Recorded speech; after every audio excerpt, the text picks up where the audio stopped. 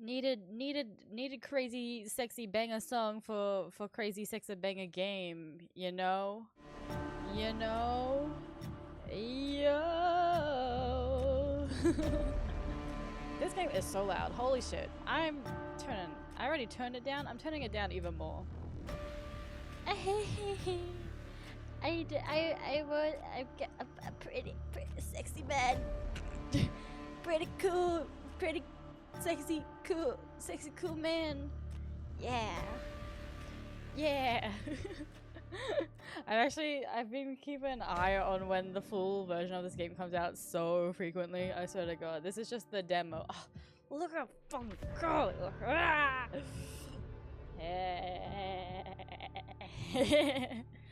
I am so keen. It just came to say hi, saving these men for yourself. That's fair. I watched Volga's stream about it like when it first came out, but you know, that was like ages ago, so I've completely forgotten everything that happened. All I remember is Leander kind of so my turn. We'll see if Leander still stays my favorite. Yeah. I think when this game fully comes out as well, it's gonna be voiced, which is like, oh God, help. Oh, hold me back. But dating sim, cause Valentine's Day this weekend, so therefore we gotta be single and lonely for a little bit. New game. This is gonna be so much talking as well. So I have water prepared to freaking lose my voice. Disclaimers. Streamers and oh, that's me. Should turn music volume to 0. Oh, okay. This is a demo touched prologue and not the finished product. Thank you. Okay, I will turn the music off then. TOUCHSTARVED is intended for an older audience. It contains mature content that includes, but is not limited to, horror, graphic violence, strong language, alcohol and drug references, injury and dismemberment. Player's discretion is advised. You like the white hair, and then white hair oomph is so Kemma vibes. So like clocked, bitch. Absolutely clocked, Jeppy. Remember the trailers? Everything we touched but sex. It was really cool. I'm excited for the full thing to come out. If you accept the content warning, please click to proceed. In TOUCHSTARVED, your choice matters. The decisions you make result in unique dialogue, interactions, or even choices in red text which contain exclusive content. Ooh. Try playing through the demo more than once. Okay. We'll see how much I can get through in a night, you know? Dismemberment. Welcome back, Dramatical Murders. Oh God. You know, it'd be crazy if you played a Yaoi game on stream, Jebby, a specific one. Never do that. I feel like that's personal time, you know? The one. Left click, mouse, rewind, down, spacebar. Oh, okay. Oh God. I don't hate. It's very embarrassing when characters say name. It's banned. Yeah, fair enough. Choose my pronouns. Oh, she, her. This world began. Hold up. I don't want to turn the music off though. Ah. What if I make it very quiet? I want to hear the atmospheric, you know? If VOD gets muted, I'm so sorry. I want to experience the music. This world began to unravel long before you were born. Me? But I was literally born like years ago by next week. It began with fogfall. Spectral mist bled from the seams where reality wore so thin it split. This is also gonna make me fucking struggling to read. And from that fog emerged monsters. Inhumane beings with unnatural powers. Some possessed language and intellect, others were mindless beasts driven by little more than desire to slaughter. As cities fell and unrest spread, humans united in their fear while monsters thrived in the chaos. And then there's you. Me? You're not even sure if you're human. You were born cursed, with hands that alter the minds of anyone you touch. Choose my backstory! Oh. The Alchemist, the Unnamed, a Fallen Oracle, the Hound, a Forsaken Thief. Folger chose that one, right? I don't even remember. The Alchemist, an Abandoned Mage. You were raised as... I always choose... I swear, whenever I made a D&D character, I would always choose like the hermit sort of background. You were raised as an oracle in a remote temple. The priest claimed your touch bestowed enlightenment, and a visiting mage revealed your curse for what it is. Following the mage's word, you fled in search of cenobium. You regularly experience unnatural premonitions that rattle your body and soul. An innate sixth sense gives you heightened awareness of hidden supernatural presence around you. Well, you're raised by society's outcast criminals who accepted you when nobody else would. Your partner in crime or friends since childhood helped you steal enough money for a cure, then betrayed you. They left you with only enough coin to travel to the cenobium, your last hope. You have sharply honed social intuition. You can survive and even thrive in the violent underbelly of any city, using your experience with the underworld to get ahead. I mean, that seems pretty good. But the Alchemist, an abandoned mage. I love magic. An exiled cenobium mage took you in as a child, raising you as her apprentice. She seemed to take pity on your curse, but you discovered that she was cultivating you as a test subject. You fled to the cenobium seeking a cure. You're an experienced spellcaster with encyclopedic knowledge of alchemy, spellcraft, and history. With a little observation, you can identify the subtle effects of magic. I love being an alchemist. I love alchemy. Yeah, the alchemist, bitch. Your name is Yams. You selected she, her pronouns. Your backstory is the alchemist. Is this correct? Yes, sir. That me. The wasteland stretches as far as the eye can see. There's nothing out here but death. The ever-present stench of decay and countless sun-bleached bones cast like seeds across the barren land. I could say death doesn't scare me, but to tell the truth, I'm desperate. It's been 2 weeks since I joined a caravan bound across the wastes. Finding a group that would accept me was a trial in itself. As rations grew sparse and my canteen ran dry, I began to despair, but then I saw it. The cenobium? The city of Townsville! Iridia, the city of knowledge, one of the last bastions of humanity left in the world and home to the famous academy called the Cenobium. Magic school! All the world's knowledge gathered in one place. If there's anywhere I'll find a cure for my curse, it's there. Is this ASMR, guys? Is my reading voice ASMR enough? All that stands between me and a cure is a final stretch of salt-soaked waste, or so I think, until I see the first tendrils of fog snaking beneath the wagon. Wagon. Whoa. Is this fogful? My stomach sinks at the very whisper of it. A silent storm devastating than fire. Dangerous in cities, but a death sentence beyond them. A thick blanket of fog engulfs us, smothering out the lantern's light. The wagon lurches to a stop. An eerie silence, heavy as the mist falls over. The only warning we get is a strangled scream. Ah! Oh, distant voice. Really loud distant voice. Stay back! No! The cry dissolves into wet gurgling. Oh, shit! That scared me. Then the wagon violently pitches to the side. I hit the ground hard, the air punched from my lungs. When I open my eyes, adrenaline lends sudden, awful clarity to the carnage around me. Adrenaline lends sudden, awful clarity to the... Yep, I read that weird. Sorry. A trader I once shared bread with lies face down in the mud. Their back reduced to a long strings of torn muscle, gleaming gristle and exposed bone. Bodies littered the wasteland. Oh shit. I try to rise, but my ankle explodes with pain so blinding. White blooms across my vision. Only when my eyes adjust do I see the dark shape in front of me. Ugh. Hey. Ooh, I like your eyes. Your eyes on your arms. A soulless stoops over the twisted form of a caravana. I freeze, but it swivels its head. A dozen bulging eyes twitch in my direction and blink as one. Ooh, bitch! What the? The Solus lets out an ear-splitting shriek and runs at me. No, please don't. But right before it reaches me, the beast barrels past, vanishing into the mist. Distantly, a horse screams in the dark. I need to move now. Run for the city or head towards the wagon? The wagon's cooked, bro. Run to the city.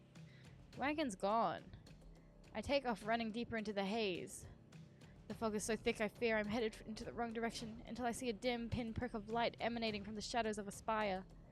It's faint, but it's enough. I came too far to die here. Rapid footsteps echo all around me. I turn in circles, frantically searching the opaque mist of the source. But the fog wall twists and stretches sound. Suddenly, the caravan's driver bursts forth from the fog. Our eyes meet too late. Oh! He slams into me, knocking me to the ground, and slips in a patch of mud. The Solus falls on him as soon as he slows. It catches the driver by his throat and rakes his stomach with razor-sharp claws. He comes apart like wet paper, spilling intestines and viscera in the streaming tides. Finding the urge to heave, I claw frantically through the slipping muck for a handhold. Oh shit, I'm bleeding. Shit! My hand catches on a jagged edge of rib jutting out from the water. Bandages unfurl around the gorge torn deep into my palm. The gouge. The pain's quickly forgotten when a hand closes around my— Oh, hello! Hey, what the hell? Can you stand? Traveler? What voice does the traveler have? It's so easy for me to make him English. Can you stand? One of the travelers from the caravan leans over me. We need to run. I like your hair. You kind of got nice hair. They reach for my hand and I realize too late that my bandages have come undone. Ah, my magic hand. No, don't touch me. The sensation of their thumb brushing the back of my hand sends a shiver down my spine. All it takes is one touch, and in the space of a breath, my curse takes hold. Ooh. Oh! Oh! Ew!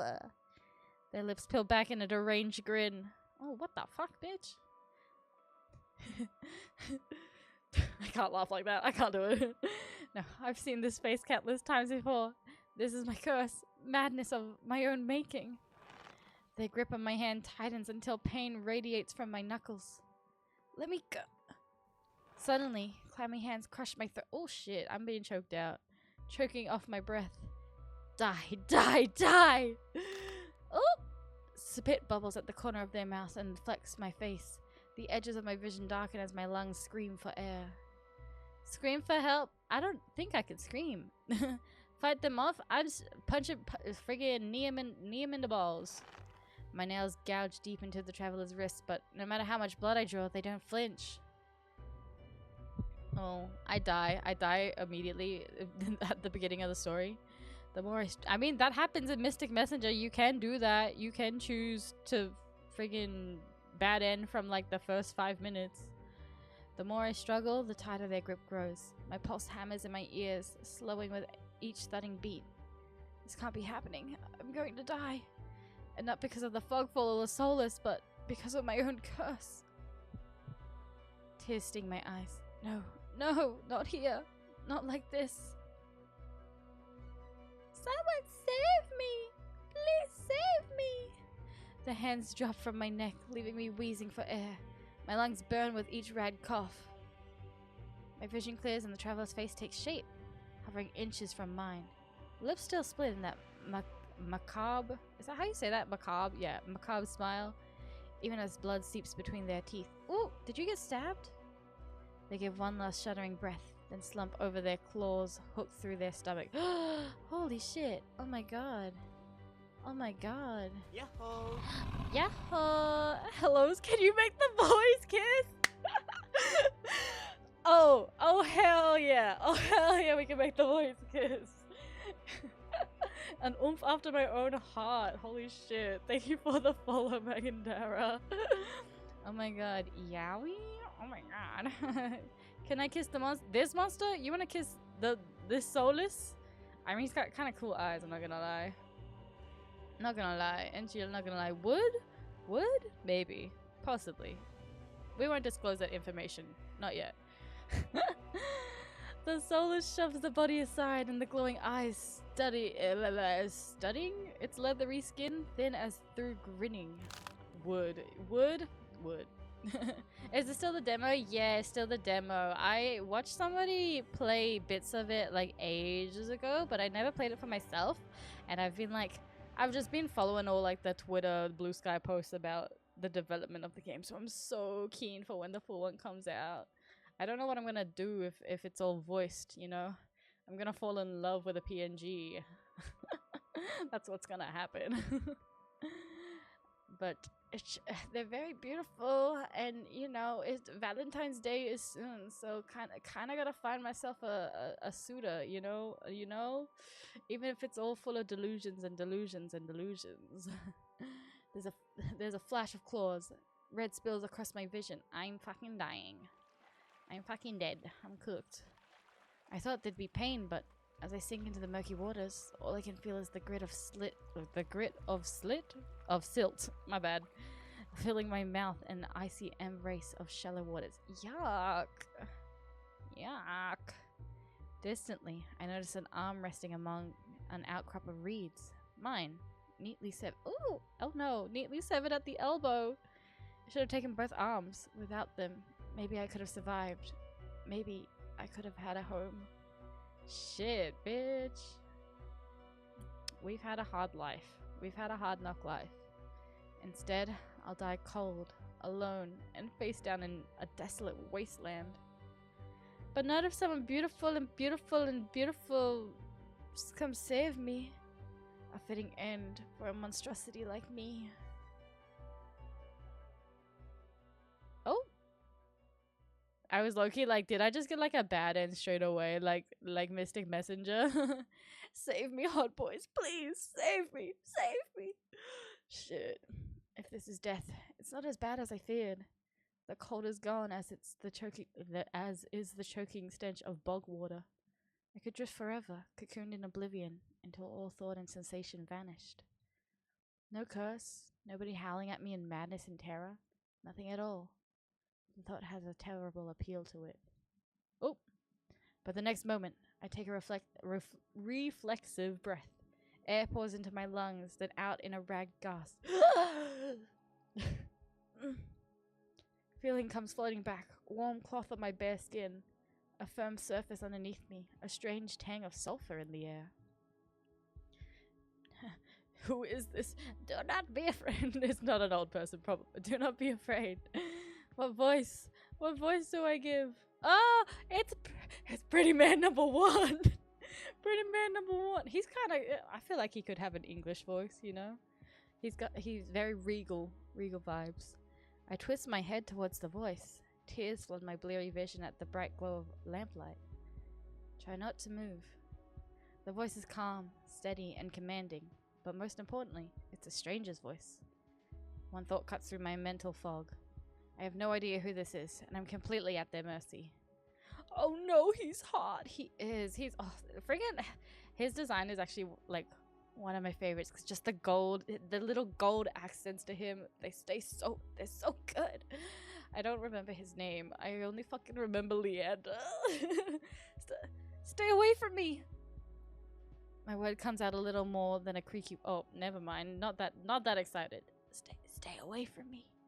My word comes out in a little more than a creaky whisper. I clamp my mouth shut, hating how weak and helpless I sound. No. Alright, bitch. No. Who the hell is this? Who is this? Who are you? Sit up, lie back down. I don't think I'm sitting up, bro. I think I'm cooked. I think I'm tired. I let myself slump back against the thin pillow, wincing when the motion jolts my head. Ah, a cooperative patient. Thank you. The words swim in one ear and out the other without much comprehension. I pull the sheets up higher, wiping my eyes until my vision clears. He's a doctor. Oh, bitch. Wow. Nice. The stranger towers over my prone form. Warm light reflects off his pristine medical coat. Medical coat? That's a medical coat, bitch. You're 7 kyunt. Dr. 7 kyunt. I instinctively shrink back And that's when I notice that I'm naked? Completely naked except for a thin linen sheet. Oh shit, I'm naked. Naked, lying on a low cot with a pair of sharp golden eyes watching my every move. The man gazes flickers to my exposed, unbandaged hands. Don't touch it. Don't touch my fucked up hands. I plunge my hands under the sheets to hide them from sight, though it's too late. He must have noticed what they look like. Strange, cursed, inhuman. I brace myself for his inevitable suspicion and disgust, but his expression doesn't even flicker from that courteous smile. Oh, 'cause he's so lovely. The doctors are always so nice. Zane, love in deep space, he's also so nice. He just watches in placid silence as I struggle to make sense of my surroundings. Where am I? Who are you? Why do I like that he's looking down at me? Looking down on you in like a caring manner. So it's, you know, it's actually lovely. It's actually so lovely. 'Cause he's pretty. 'Cause he's pretty. Be calm. You are safe here. Whoever this is, he clearly has no idea who or what I am. I've never been safe anywhere, with anyone. Even my own mentor, my teacher, thought I was nothing but a convenient specimen to be used and discarded. 'Cause he's pretty, I'm so right, honestly. Look, he's pretty, so anything bad that he ever does from this point on, we forgive.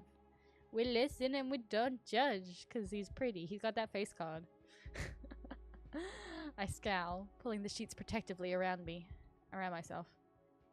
Where are my clothes? The man's golden eyes narrow slightly. A sharp sigh rustles the paper in his hands. I see you are not to be dissuaded.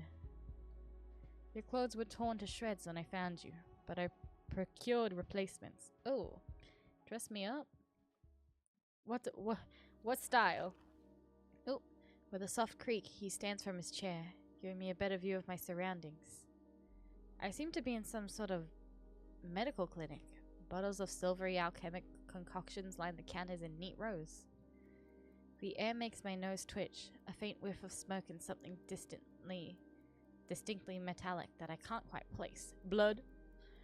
Ugh, bitch, what a nice sprite. Holy shit. Ooh. The doctor produces a large, dense bundle of cloth, which he sets at the foot of my cot. He's easily he's tall. He's easily a head taller than most. I have to crane my neck to look at him. Oh my god, height difference. Could you step out? Privacy, please. I lift my head, looking defiantly into those golden eyes. Could you step out first? I'm not getting dressed with you standing here. Oh no, he's tall too. He's tall, he's pretty, he's a doctor. I really like his golden eyes. Oh my god. To my surprise, the man's mouth quirks. I was not planning on watching. Oh, sorry. It's good. You're back. I'm cool. It's chill. Still smiling to himself, he disappears through a narrow door. I hear a soft click as the lock turns behind. Sorry, I'm fucking. Pull yourself together, woman. Ugh. Oh my god. No red flags so far, Chief. On God. He's pretty and respectful, and he takes care of you.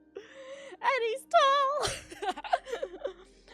I count to 3 in the sudden silence. When I don't hear any more footsteps, I reach for the bundle of clothes. He looks like Ulrich from Castle. Oh, real. I've seen pics. I've seen pics of Oomph. So true. Hi, Velman. Are you excited to see sexy men? 'Cause I am. They're so pretty. An itch on my elbow stops me short. I reach down absently to rub at it. Then I freeze when my fingers meet a neat line of stitches. Yeah, did he fucking, like, put my arm back on? My arm was torn, was it not? I know what I saw. The beast took my arm clean. Yeah, did he fucking stitch me back together? That's crazy. And yet, my arm shows no sign of injury, apart from the black stitches poking through my skin. I gingerly flex my fingers, feeling my heart race at the sensation. This is impossible. I should be dead, or at the very least, gasping out my last breath. I squeeze my eyes shut, waiting for the pleasant dream to unravel, to wake up bleeding out in the swamp. But nothing happens. The seconds tick by, and my arm remains resolutely healed, my surroundings pristine and quiet. I'm numb In numb disbelief, I reached for the replacement cloth and began stiffly pulling them on. I want to know, like, what we look like. Like, does MC have a look, or is MC literally just myself, you know? They're thicker and warmer than mine were, with a black woolen cloak to go with them. But there's one thing still missing. My bandages. The golden-eyed man didn't leave me with any, even though I know he saw my hands. I slide off the bed and take a few unsteady steps towards one of the drawers. If this is indeed a doctor's clinic, there must be bandages somewhere. Can't let people know I have freaky hands, man. I start opening drawers at randoms, and of course, that's when the door swings open once more. Are you looking for something? You tucks hair behind my ear. I whirl around, clutching a thick roll of clean bandages. I try to step back from him, but my legs bump against the edge of the cot. Ugh, he's so pretty. Your caution is understandable, though. If I meant you any harm, you would know. That doesn't make me— oh, that's not his voice. That doesn't make me feel better in the slightest. But he makes no move towards me, so I quickly wind the bandages around my hand. The glowing scars and molted skin disappear under a layer of clean white cotton. May I ask why you need additional bandages? I don't know what fucking voice I'm giving this guy. I can't voice men! I don't know how to voice men! I clenched my jaws. I knew it would only be a matter of time before he asked about my hands. Though the way he does it is strangely roundabout. Glare at him, decline to answer, say nothing. I'm a challenging kind of oomph.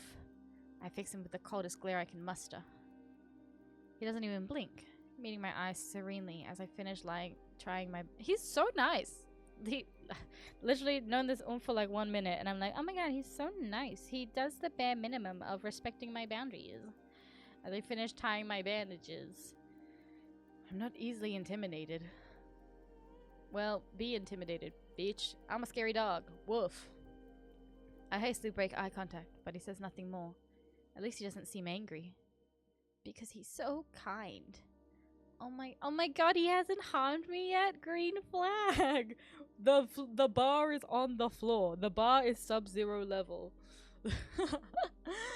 But if he wants answers out of me, I'm still going to need some from him first. Who are you? Who are you? Oh, Kuras? Kuras? Mikomi Kuras. And where exactly am I? Iridia, which I assume your caravan's destination. I can think of nowhere else for a group of travelers to go. Iridia, so I made it to the City of Knowledge after all? I should feel relieved, but all I can manage is a vague sense of increasing unease. How did I end up here? I brought you to my— what voice am I giving this guy? I brought you to my clinic, of course. You were the only survivor from the caravan, barely clinging to life. You needed immediate treatment. Which you provided? Yes. He says it so simply, as if I'm a small child and he's explaining basic addition to me. He treated me like a dummy dum-dum, I frown and flex the fingers on my recently healed arm. Aside from being a bit stiff, it feels fine, thoroughly attached to me. You're saying that you stitched my arm back on? Pardon? A Solus attacked the caravan. It ripped everyone to shreds. It tore my arm clean off. But when I woke up here, I spent my entire life learning from a Cenobian mage, and I know of no alchemy or magic that could reattach a severed limb. Even if he somehow could heal me by magic, I could detect traces of it, but I sense nothing out of the ordinary at all. The Dr. Karas pinches the bridge of his nose. He sits back down in his chair, quiet for a long time. I do not know where you come from, but Iridia is the city of knowledge and deadly secrets alike. Information is power, and it's most unwise to give or receive it freely. Since you have refused to divulge your secrets, I will not divulge mine. I do not even know your name. I'm Yams. My name's Yams. You were new to Iridia, so I will overlook this specific breach of etiquette. However, you should not expect others to extend the same courtesy. Do you understand? Yes. Yes, sir. He looks pointedly at my freshly bandaged hands. Loath that I am to admit it, he has a point. I'm also a complete stranger to him, and if he's telling the truth, he saved my life. Oh, his eyes are so nice. I take a deep, steadying breath. This time when I speak, I sound a bit more like myself. Yams. My name's Yams. It's a pleasure to meet— smile. It's a pleasure to meet you, Yams. There's a little more warmth in his smile, his polite demeanor back in an instant. Why did you save me? The gold drops under his eyes. Yeah, right. They're so pretty. They're so pretty. Return I have looking. I will. Good luck on stream. I wish. Thank you, Yoda. Thank you, Yoda. Okay. Yeah, why did you save me? You want to kiss me? Wow. If there's anything I've learned, it's that everybody wants something. With the world in such peril, no one reaches out a hand without expecting something in return. Can I ask why you saved my life? You don't know me. The question seems to startle Karas. I could hardly leave you to die in the waste. Assisting those in need is the very essence of a doctor's duty. I never met a doctor who also handed out free clothes. My fingers find the edge of the cloak. There's a subtle but delicately embroidered pattern around the hem. I try to think about what kind of price Karas might ask for such well-made clothes. No, I suppose not. Forgive my presumptions. I rarely come across so... You think I'm fascinating? I rarely come across so fascinating a patient. I blink. What did he just say? What did he say? Oh, cute. I simply meant that few would cling to life so resolutely, or brave such as a perilous journey to Iridia. I could not help but being curious about you, Yams. Ugh. Every time in a dating sim, when they say my name, it's too much. His voice dips to a soft murmur, and he abruptly looks away from me. Are you embarrassed? Are you shy? Super shy? Pretty curious yourself. I don't know what to say to that. Yeah, honestly, I don't know what to say to that, but you're very pretty and look ethereal, and I'm interested. You're pretty curious yourself. Am I? Oh, cute, sorry. Well, I haven't forgotten about my arm. I wiggled my intact fingers at him. Clearly not. But you haven't asked me for any payment either. I could require none from you. Travelers do not have an abundance of coin, and it would be unethical to leave you destitute in a strange place. I fell silent, unsure what to say to that. Nobody would help a horror like me for free. There has to be some kind of catch or trick, right? You wouldn't just help me because you're nice and beautiful and such a kind and gentle fellow. I'm gonna be like, why do you save my life? We don't even know each other, to my doctor after successful surgery, after your heart transplant. You're like, why would you save me? Doctor, do you love me? No, I was paid to do this, but guys, oomph, I'm so sorry. Like, I get paid. You get to live now. Congrats. A loud knock on the front door stops our conversation cold and spares me from having to say anything else. Duty calls. Unfortunately, you're not my only patient. Fuck! I'm not the only one. I'm not special. The knocking grows more insistent, and Karas lets out a tired sigh. Please wait your turn. Though he says it quietly, the clamor on the other side of the door abruptly stops. Do you need anything else before you leave, Yams? Oh. Between the soulless attack and my miraculous survival, I'd almost forgotten why I came to Iridia in the first place. I need directions to the cenobium. The cenobium? Oh, he doesn't like that. He doesn't like the cenobium. Uh-oh. A hug? A goodbye. Where my hug at, Karas? Where my hug at? I don't know if he wants to hug me after I mentioned the cenobium. He doesn't look too happy. The look on his face is downright chilling. He pauses, choosing his words with cold deliberation when he speaks again. Whatever you seek, it's very unlikely you'll find it there. The cenobian's gate opens for precious few visitors, and if they did, you would not like what you found inside. My heart sinks, Is he saying that I came all this way for nothing? Risk life and limb for nothing? For nothing? I have nothing! No, that can't be. I've only just arrived and Iridia is the largest city still standing. There has to be a cure for me here. Then if not the cenobium, where would you suggest? Do you know anyone else in Iridia? I shake my head. Then I suggest a local guide. Head to the wet wick. Yes! And ask for Leander, sorry. I think he's so cool. Excuse me? The wet what? The who to the what now? The wet wick. He sounds deeply unamused. Follow the posting advertising Leander's bloodhounds. Oh, he's got dogs. They are difficult to miss. When you meet Leander, tell him I sent you. Oh, do you kiss Leander? Why are you looking like that talking about Leander? You kiss? This isn't much to go on, but Karas points towards the clinic's back door. You'll be safe so long as you do not draw attention to yourself. That's easier said than done. I've always been a magnet for the worst sort of attention. If you require my assistance, you may return whenever you wish. Ugh, you want me. You want me. Anytime I play a dating sim, I'm just... they're obsessed with me. Though he's smiling, there's a note of finality in his voice. Resigned to my dismissal, I slip out the back door. He said wick. I find myself standing in a narrow and rather gloomy alley.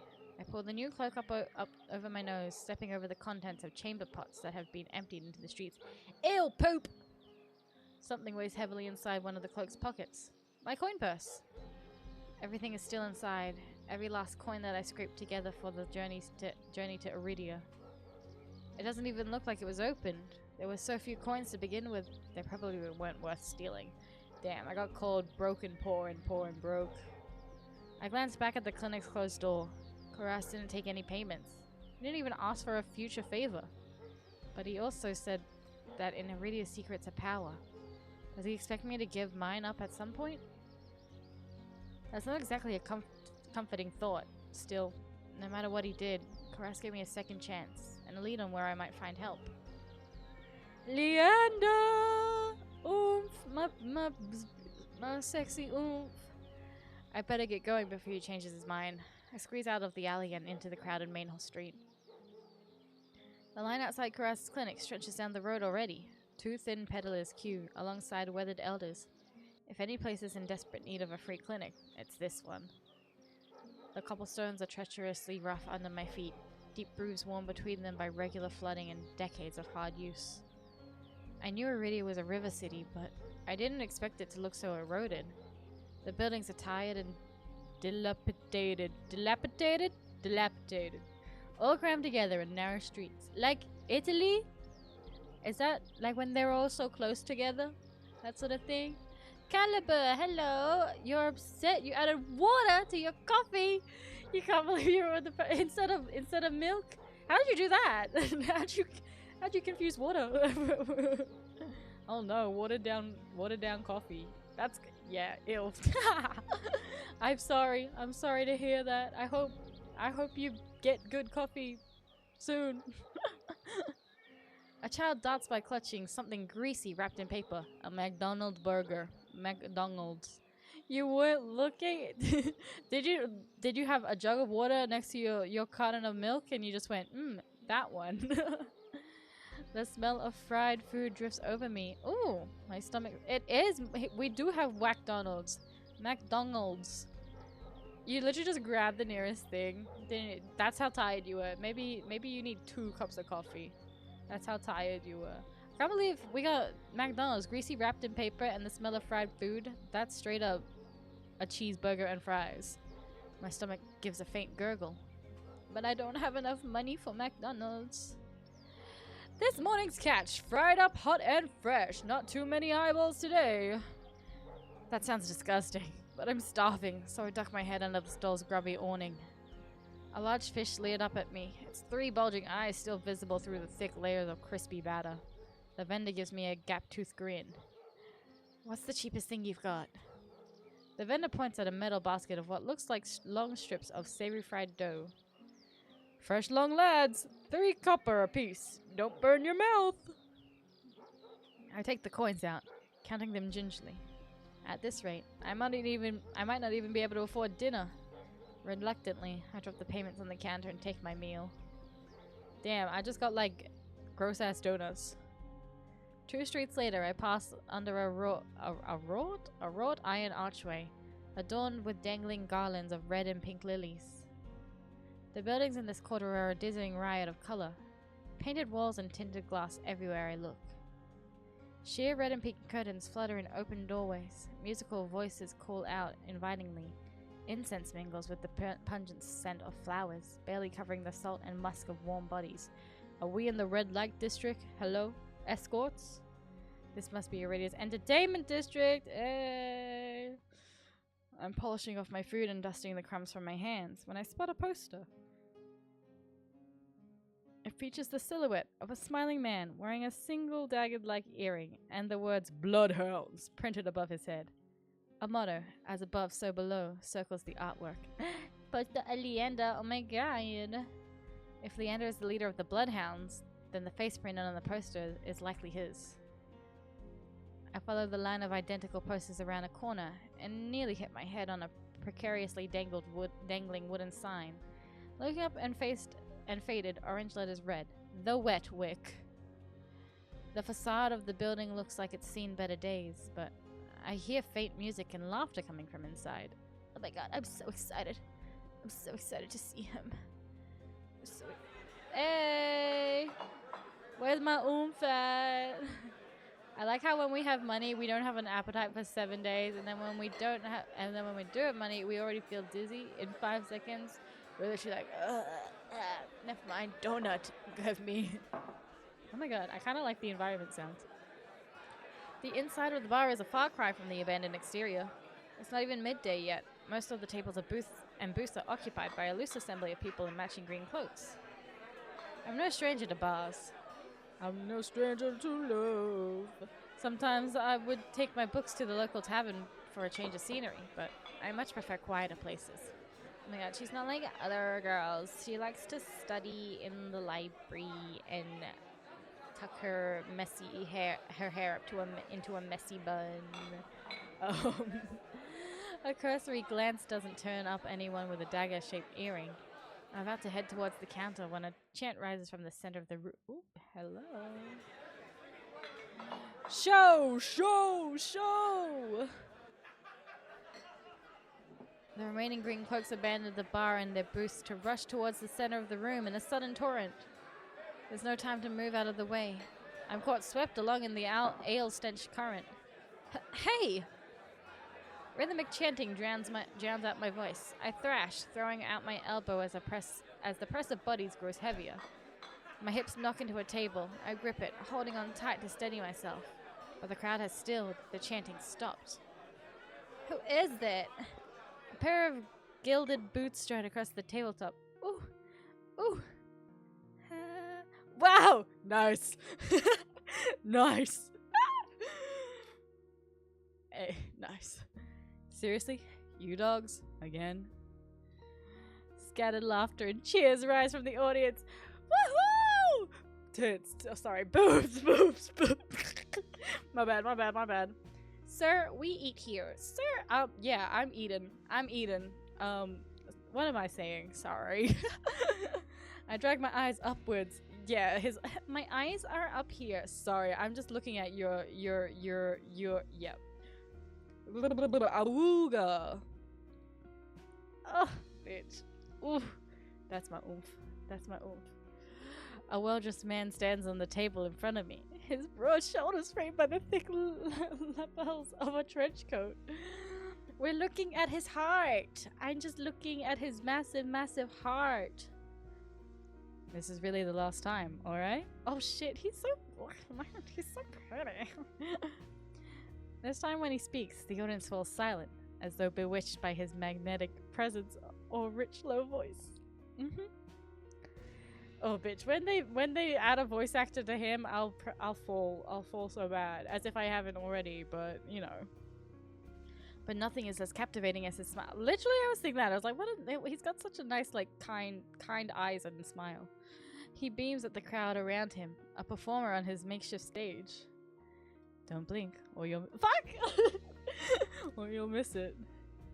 He laughs, and the dagger-shaped earring dangling from his left ear catches the light in a flash of gold. It would seem I found Leander. Yes, sir. He raises his hands above the audience and snaps. A flash of pale green light. Real magic. No ordinary stage trick. Blinds me. Oh shit, yeah. Holy cow.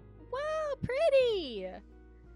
As the brilliance ebbs, my gaze refocuses on the mage towering above me.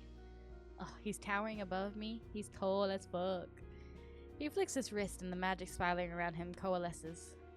A delicate flower stem sprouts from between his pinched fingers.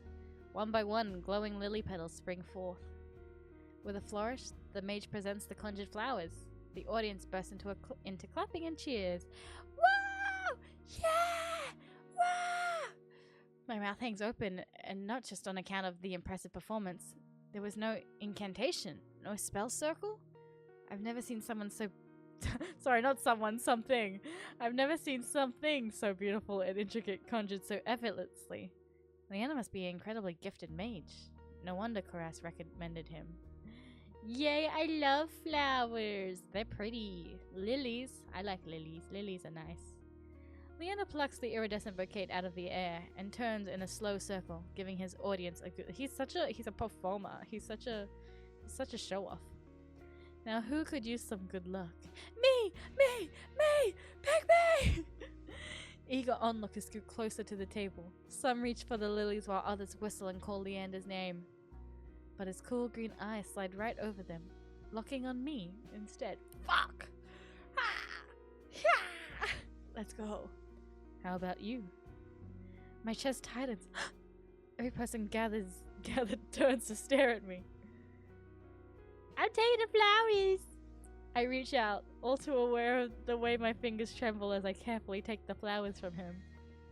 There's no weight to them, only a faint warmth that radiates from the stems. As soon as the flowers leave Leander's hands, their light dims. They fade away in a shower of opalescent light. To my surprise, Leander laughs under his breath. That's the problem with flowers. They don't last long, but they leave an impression, right? Oh, bitch.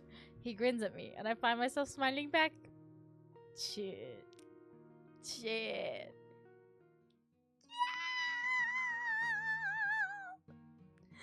Leander steps off the table, dropping among the excited crowd with an audible clink. Ah, I can fucking visualize this shit. He looks so good in my mental image as well. Alright, bloodhounds. Let's get to your drinks. Show's over.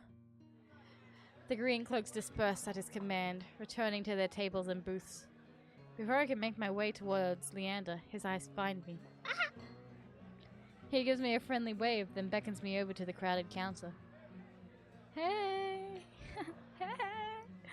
I managed to squeeze beside it, but there's so little room that his broad shoulders press against mine.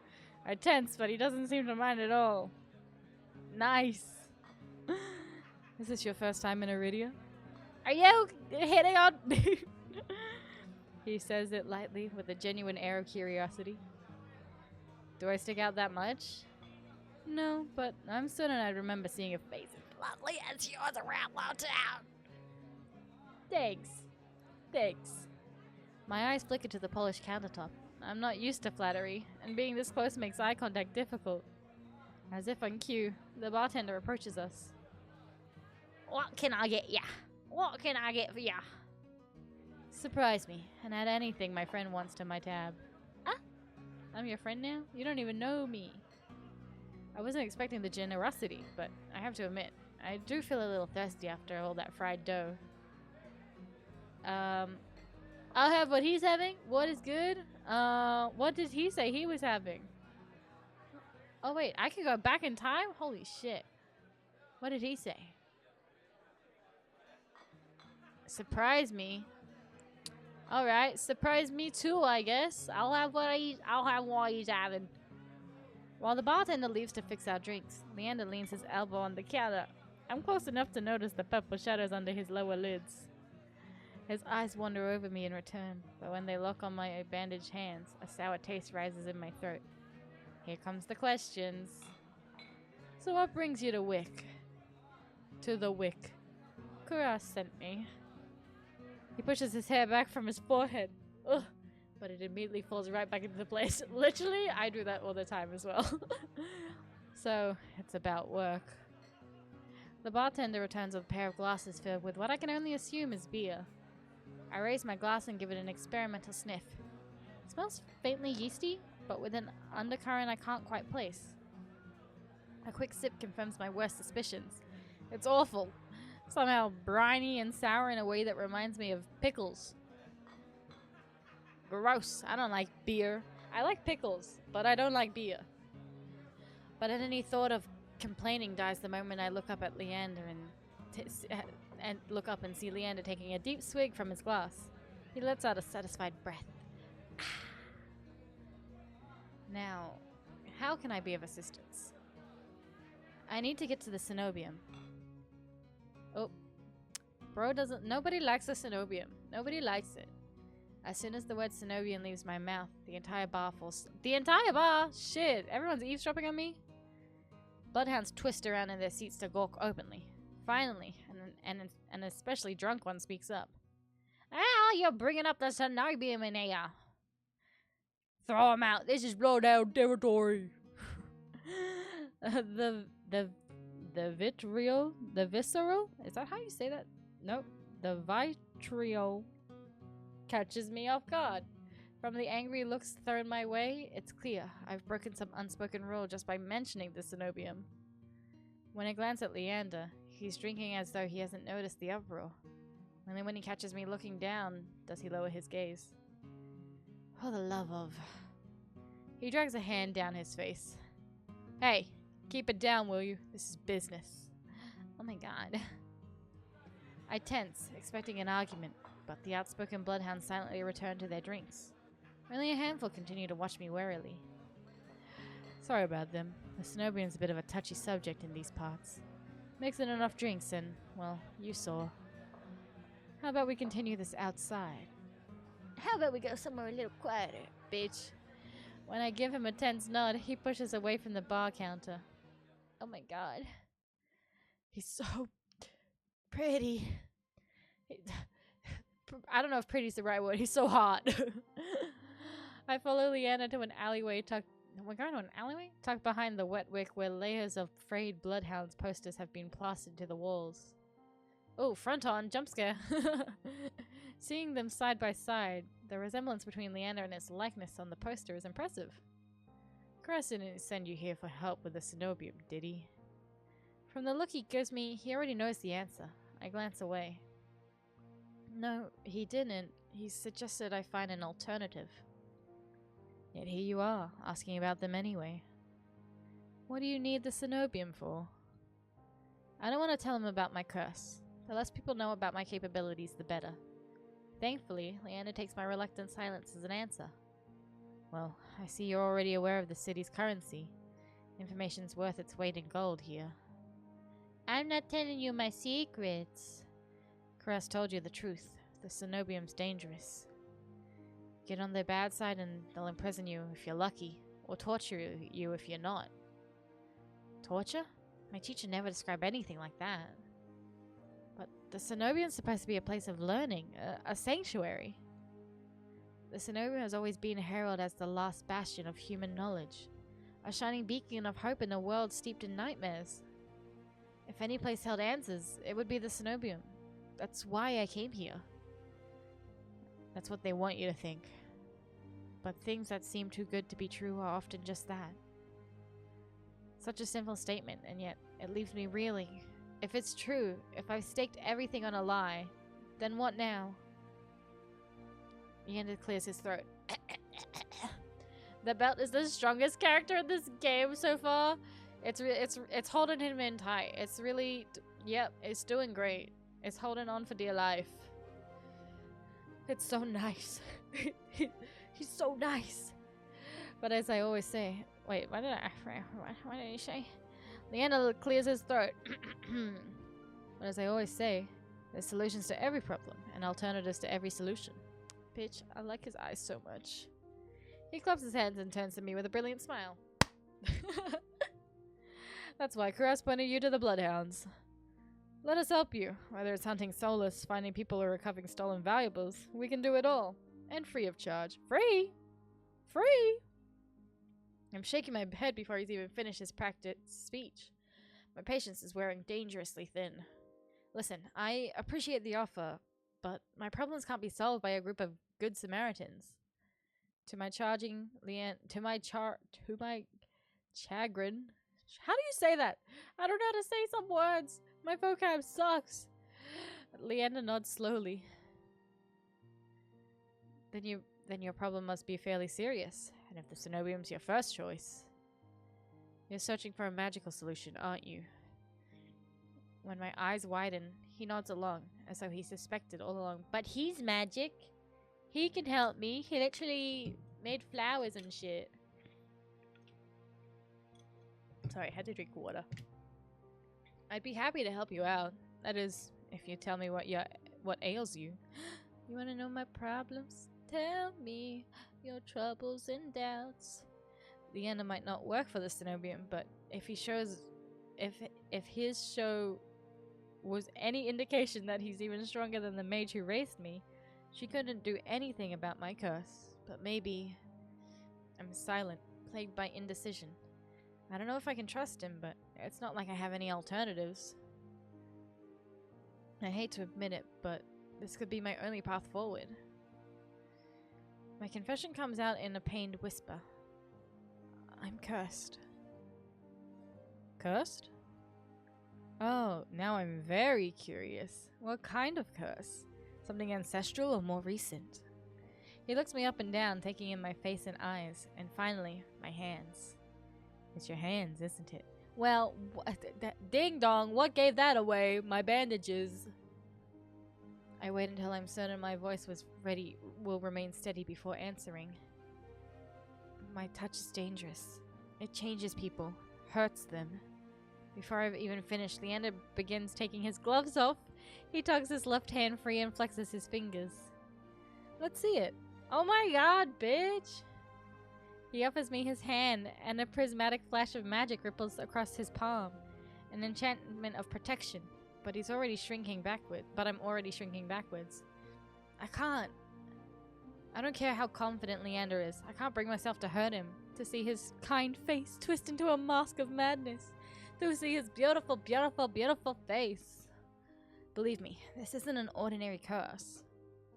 I'll be fine. Perhaps where you came from, your affliction was strange and one of a kind. But spend a year in the city, you'll see 1,000 curses and thrice as many cures.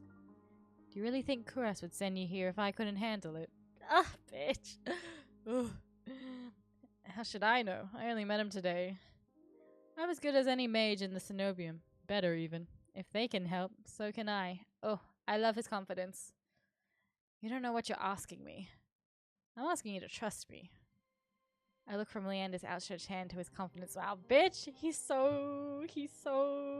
I'm like Loki's like smacking my leg right now. He's so... Then with a short breath, I begin unwinding the bandages from my hands. Fine, but if you lose control, don't say I didn't warn you. You can tie me up first if it makes you feel... Hello? Excuse me? Sir? Sir? Sir? Huh? What? With each joint I expose, I grow more and more certain that this is a terrible idea. Ready when you are. If he's bothered by the way my hand looks, he doesn't show it. My fingers hover shakily over his palm.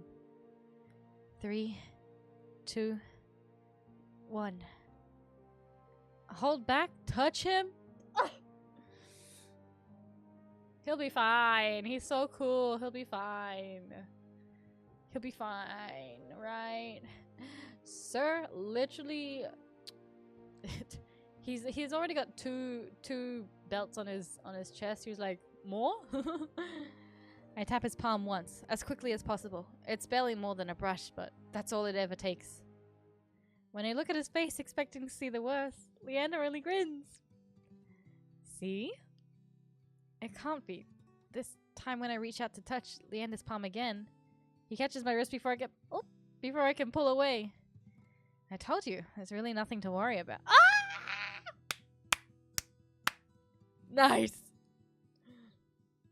Nice. Nice. He trails off when my thumb brushes the soft skin of his inner wrist. Damn. We just met. Buddy, we just met. And we're already at inner wrist. I search Leander's face for traces of madness, but his eyes remain clear, soft, green. Color rises in his cheeks, but he remains still, except for the subtle bobbing of his throat. Oh my god! What the fuck? Hey! Oh my god. He's so cute. Neither a speak as I trace the contours of Leander's palm, lost in an awareness I wasn't prepared for.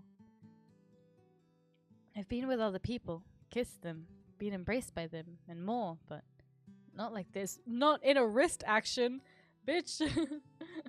My fingers, long deprived by years of bandaging, pick up every single detail. The grooves of his palm, the smooth shell of his nails, the pulse of his heart. Shit, this is crazy. We just met him. We did not get this kind of service with Kuras. For as long as I've lived, I've never been able to hold someone's hand, not without dire consequence. I never realized what I was missing until this moment. Oh my god, guys. I'm touch-starved. Roll credits. Name of the game. While Leander's pulse is steady, mine is hammering as fear gives way to excitement. Keep touching him. My hand glides over Leander's wrist and his forearm where smooth skin abruptly gives way to the raised scar by the edge of his sleeve. God, this is the villain origin story. This is like... I'm flustered. Like... my heart's beating a little bit. Admittedly. It matches the one that runs from his collar to his cheekbone. Could it be the same wound? Damn! He's got a scar that goes... Damn. He's got a scar that goes... Ooh, and down the arm. Nice. I glance at Leander's face and his lips part as he considers his words before speaking. Am I the first person you've been able to touch like this? My hand goes still on his arm. So far. I'll admit your touch does make it somewhat difficult to stay level-headed, but not due to your back. I'm gonna cry. He takes my hand. His soft green eyes flick to mine before he turns it to inspect the golden fishes crisscrossing my knuckles. This is so crazy. Oh my god. Look, we match! Ah! He points at a golden pin in his coat collar and I give him a small smile. That's so cute! I draw my hand back and take a steady breath.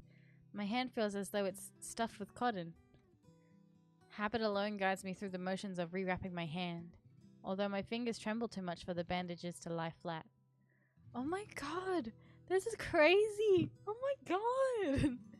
Screaming, crying, slamming my head on the table. I feel this. I'm literally like, that shit was so fucking romantic. That was so sweet. When is it my turn? Bitch! Ah! I can't believe that worked. That's crazy. He doesn't even know my name yet. May I ask your name? I'm Yams. You were right to hide this from me, Yams. The curse of yours. It's unlike anything I've ever dealt with. I can tell you're discreet, but you best not be go showing that off to anyone else. Only you, Poke. I'm gonna fucking lose it. I'm gonna fucking lose it. Ah! I didn't plan on it. Are you staying in Lowtown? I pause. Room and board was something I hadn't considered. I'm broke. I have no money. I don't know. Let's get you properly settled then. You can come back and stay in my place. That'd be crazy. The Wetwick is noticeably quieter. Without their leader, most of the bloodhounds have dispersed, or in a few cases, fallen asleep beside their drinks. Got any rooms left? Or did my luck grab them all to sleep it off? The bartender, who I now realize doubles as an innkeeper, slides a key onto the counter. You know I always keep the corner room open for you for your escapades. Does the bartender think we're gonna fuck? Leander's laugh sounds slightly strained. Shit. I mean, would. And I always appreciate it, but you're mistaken. This is just for my friend Yams. Fuck! Sure. Stay as long as you like. You do have fun. Oh shit. Sorry, bartender. Escapades, huh? Leander clears his throat, then holds the key out to me. But I hesitate. My coin purse barely holds enough for a day's worth of meals, let alone a room. How much do I owe you? Nothing. Bloodhound rates. Mates rates. My treat. Since you shared your secret, food, drink, a warm bed, anything you need. Thank you. Carefully, I take the key from him. It's small, but weighs heavily in my palm.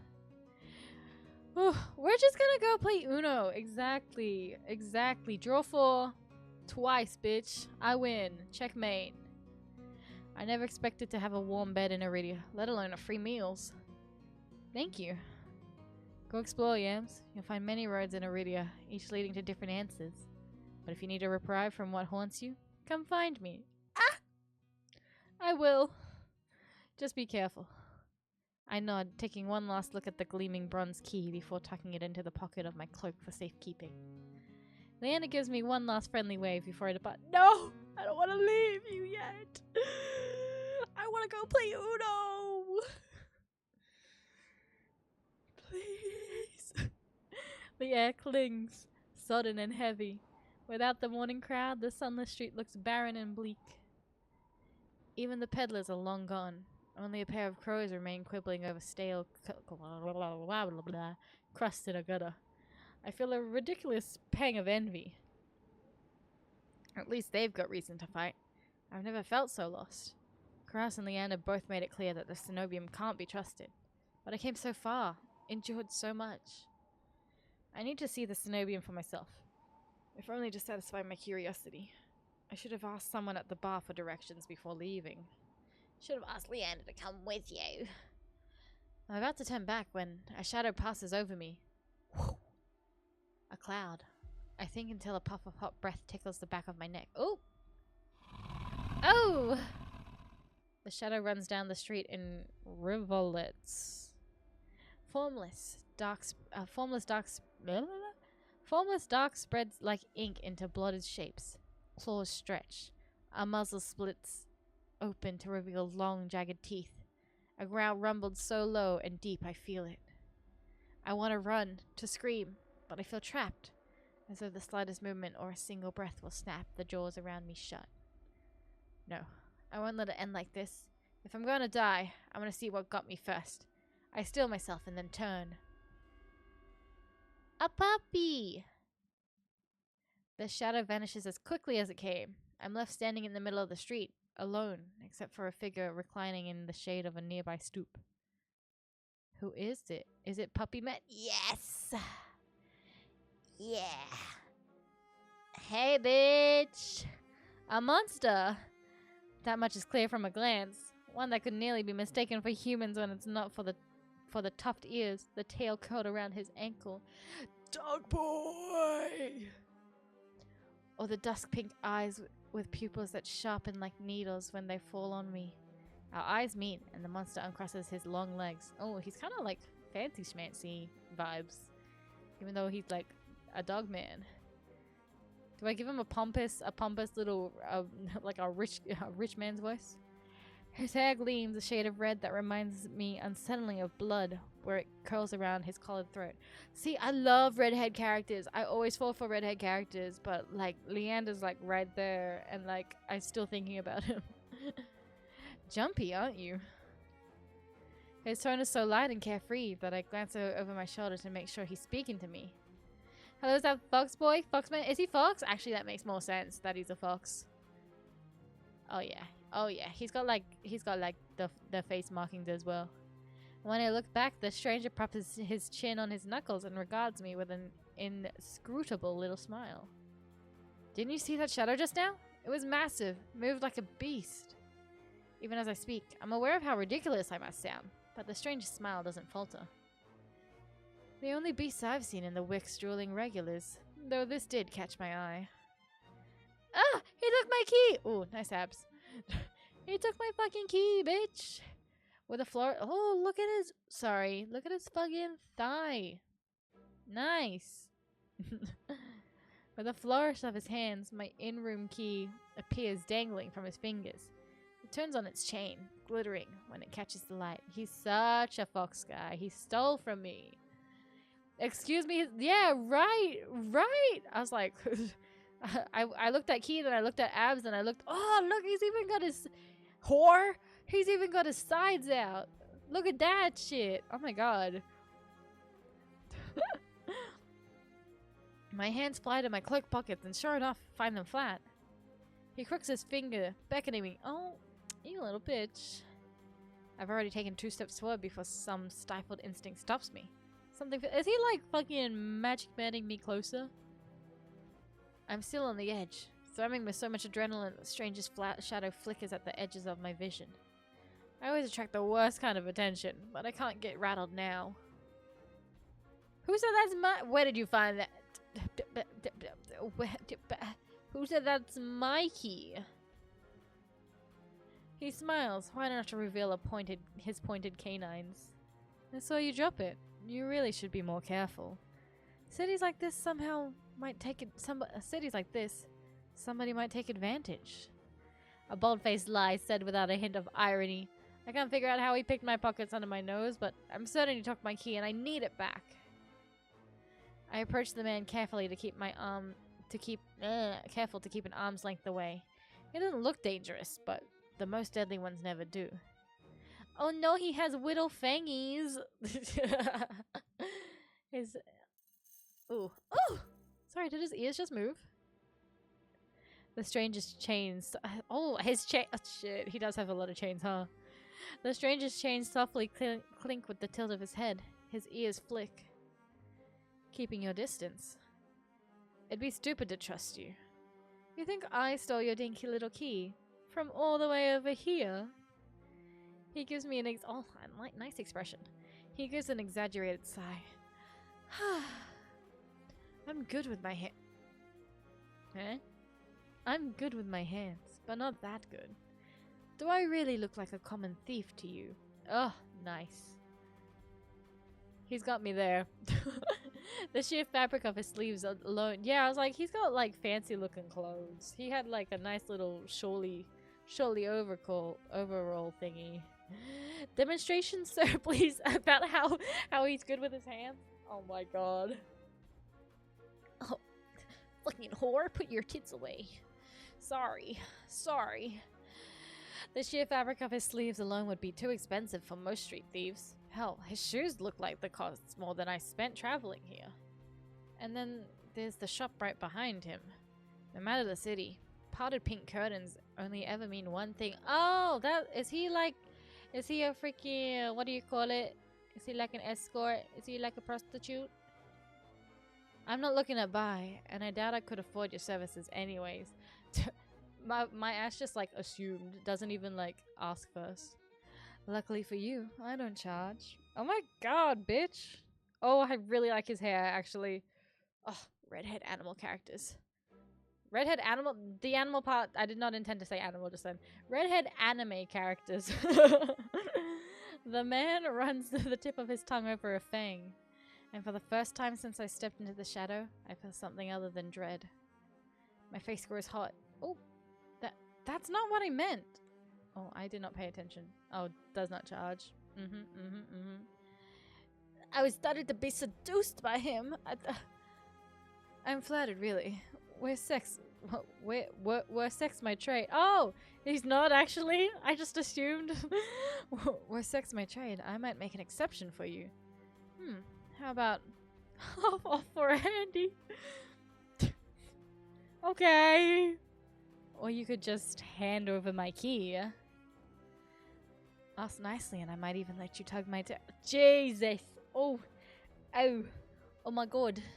Okay. Just throw it here. so some spiny little street urchin can snatch it and run. He raises my key and tilts his head so he can watch it dangle back and forth. I suppose I could just claim your room for myself. Hey, that's my room! We can share, but please, tail tug, please! Not that I'd be caught dead slumming in the wick with the rest of those slack-jawed imbeciles. I'm sorry, but no, you know what? You're fine. You're matching the freak. You're matching the freak there, Megan. You're doing great. Don't apologize. Don't apologize for who you are. Never apologize for who you are. You're obviously not from around here, so tell me, traveler, what misfortune brought you to this wretched place? His voice practically drips with derision? Derision? Like a derivative? I'm not telling you anything. What could have possibly drawn you to the dreary little pig pen? I wonder. I've made him slightly more English now, I do say. He listlessly watches the arc of my key swinging around his fingers. The weather's shit. Food's dreck, and there's entirely too many monsters for a human to feel safe. Unless... Dagger sharp eyes flick towards me. They gleam with amusement. Unless you're just dying to consort with monsters. By now, my embarrassment has worn away, leaving simmering impatience in its place. This is a shakedown. It's the most frustrating one I've ever heard of. Flirt back, turn him down. No. You want me? You want to consort? No, thank you. Sorry. Give me my key. We can go to my room and play Uno. We can go talk about Uno together. Are you done? Or are you just planning on flirting with me until night falls? He touches his cheek in mock affront.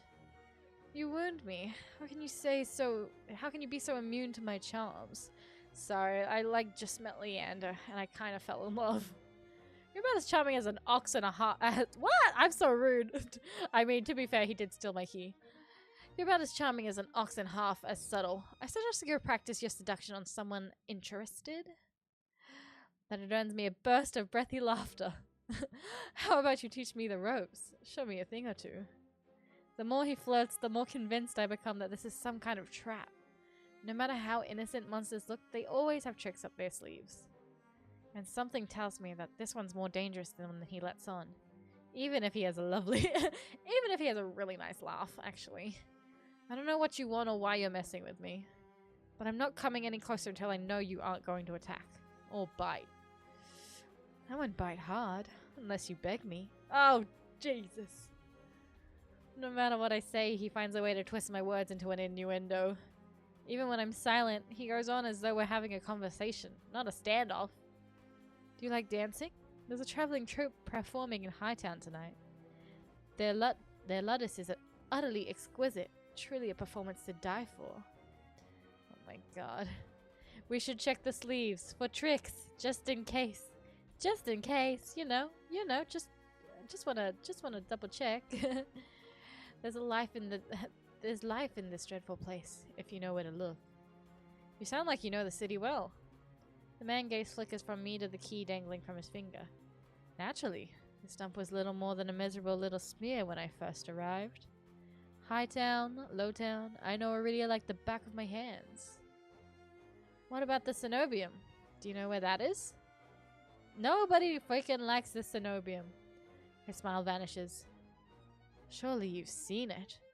That absurdly large tower looming over the rest, it's a little hard to miss.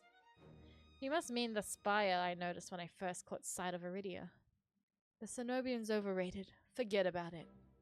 Forget about it, eh? Aye, forget about it.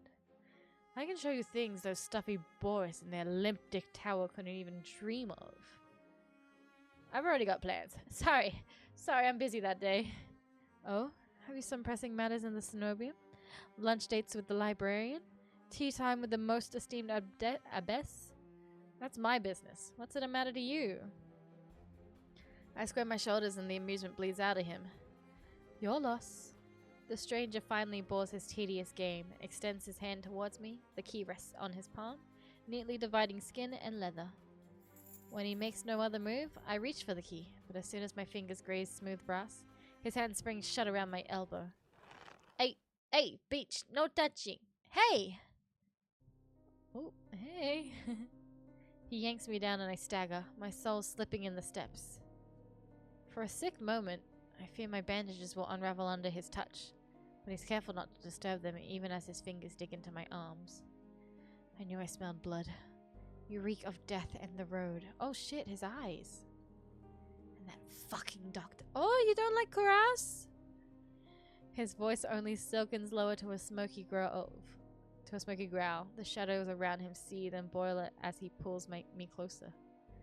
It's something else. He murmurs against my throat, nose grazing my jaw. Oh shit, hey. Let go! I try to twist away, but he doesn't budge. His breath trails down my neck, sending a thrill of dread through me. But just when I fear he'll bite, he takes a deep whiff instead. He's sniffing me, bitch. He's sniffing me. Oh my, I hear the doctor. Is it a, you want to kill me because I've been near the doctor, or you want to kill the doctor because the doctor's been near me? Are you jealous of the doctor, or are you jealous of me? Does everyone want to kiss the doctor? Because when I fucking was talking to the doctor, the way he talked about Leander, he was like, ooh, maybe they kiss. Maybe they all kiss, actually. His wide flat eyes gleam with naked hunger as he gazes up at me. Not quite human, not quite monster. Seems we're both... There! Is his name There? The stranger's... blah blah blah blah. The stranger's ears flatten and he releases me with a short breath. I yank my arms back, massaging it where his grip left grooves in the bandages. The stranger twists to watch a woman duck out from the curtains behind him. Her Cenobian uniform is nearly identical to the one my mentor kept tucked away in her closet. I leave you for all of what? 10 minutes and you're making trouble again? Will you quit harassing the tourists? The stranger, there I take it, rolls his eyes and flashes the cleric a withering smile. So suspicious. Can't you see that this is a friend of mine? A natural liar. He grins at me and his tail swishes minutely. The woman purses her lips to me, clearly unconvinced. I open my mouth to correct him, but Ver cuts in. I was graciously offering my dear friend some free advice. Though his voice remains light and cheerful, his expression darkens. Danger's drawn to you like a moth to flame. I'll always find you given time. It will always find you given time. The woman clucks her tongue as though she's heard this recital 102 times. Word of advice? Don't take free advice from lazy foxes lounging around in the streets. This crook would sell water to a drowning man for sheer enjoyment of it. She shrugs off a wilting look from there. Oh, please. Any friend of yours knows it's true. Now hold still. Ver rises gracefully as her approach. He pushes his hair aside so it drapes over one shoulder, exposing the long line of his neck? His nice neck? Does he have a nice neck? And suddenly, it draws on me that the jingling I heard earlier wasn't coming from the harness attached to his collar, but what? A leash iron wound around a hitching post and padlock to the back of his collar. Ver posed deliberately to hide his leash from me. What the... Oh! Does the woman have... Hey. Drop that shit. The woman produces a keyring from her pocket. She raffles through a dozen identical keys before selecting one and slotting it into the lock. Come on, unless your friend's tagging along to our merry little soulless hunt. They're hunting for soulless inside the city? Words momentarily fail me. The woman regards me with a polite, if tight smile before marching down the stairs. Ver lingers. He stretches his arm over his head with a yawn, and I try not to stare at the way his stomach flattens when he arches his back. Okay, alright, okay, alright. Be respectful, me. Be respectful. Your little secret's safe with me. Try not to get yourself killed, Ver hops off the stoop and bounds after the woman. His tail sways merrily as though he hadn't just lied and threatened me. We tried. It was a valiant effort. Did you try that thing I mentioned? The Leviathan? Leviathan? Levantian? Leventian knot? That's the one where you take 3 fingers and... Actually, don't tell me. Knowing you, it's disgusting. What the... Huh? Eh? There's airy laughter echoes down the street. If only after he and the cleric here vanished from sight, then I realize I'm still missing... My key! Wait! Reflexively, I shove my hands into my pockets and find it. The room key. I pull it out of my pocket and raise it to the light just to be sure. A nagging feeling distracts from my relief. I don't know what Ver's game was, or what he was wanted from me. All I know for certain is that the Cenobium saw fit to leash him. A fate I could share, if that's what his vague warning meant. Damn! Free my Foxman, holy shit. I let my eyes drift skyward past the lanterns gently swaying in the breeze to the Cenobium faintly visible through the haze. Just one glimpse is all I need. Then I can put this all behind me. This time, the key goes in my coin purse for safekeeping. But what if someone steals my coin purse? Like... How many guys are there? Is there 5? There's 5, right? I think there's 5. There's the white-haired guy, and then there's the like, Oni guy. It's easy enough to follow the sluggish river that splits Iridia in 2. A colossal bridge arches across the dark waters below. I cross as quickly as I can, climbing ever uphill towards the distant tower. Ooh, pretty. That's really nice. Hours later, legs aching, sweat beating on my forehead, I finally find what I was searching for. The Cenobium of the luminous void. It stands at the highest point of Iridia, surrounded by cold white walls. Well-dressed people stroll down the walkways, paying no attention to the massive tower in its midst. I'm the only one standing before the gates. I crane my neck up and up until the top of the Cenobium tower disappears into the clouds overhead. The gates are so heavily enchanted that even standing near them sets my teeth on edge. Alchemically reinforced lock, invisible sigils of alarms, and who knows what else. Knocking seems like a terrible idea, but I don't see any other way of making my presence known. Hello? Anybody home? I'm halfway up the steps when somebody moves in my peripheral vision. Ah, hello, white hair man. This is the one that Jebby likes. This is the oomph Jebby likes. A shadowy figure crouches beneath one of the white walls. They reach out and tug on a vine as if testing its strength. Oi! Yo there! Sorry, I give any, like, fucking general, like, a friggin' gruff-ass voice. The shadow vanishes as quickly as I spotted it, and a gaunt-faced man in crisp charcoal uniform marches up the steps towards me. Ugh, another tourist. Get out of here once you're done gawking. A dismissive wave accompanies his equally dismissive words, and he turns on his heel without even waiting for an answer from me. I look back at where I saw the intruder, but there's nothing, just the leaves blowing gently in a cool breeze. Where'd he go? Kenma looking ass, where'd you go? I stepped away from the gates, hopelessness washing over me. Hello. A whisper so close I can feel the warm brush of breath on my skin. I instinctively jerk away, but there's no one beside me. Halfway down the staircase, I spot a woman swaying in the breeze. She's gaunt as a rail, her blouse moth-eaten. I'm unable to take my eyes off her, not because of the way she smiles a little too widely, or the way her tousled braids look unbrushed for days, but because her eyes shine, a vibrant, unnatural crimson. I'm both entranced and unsettled by their subtle glow. These days you need a miracle to get in there. I'm unsure how to respond, or if I even should. Respond sarcastically. Seems like I'm in the market for a miracle. Know anyone selling? Taha! She beams at me like I've said the greatest thing she's ever heard.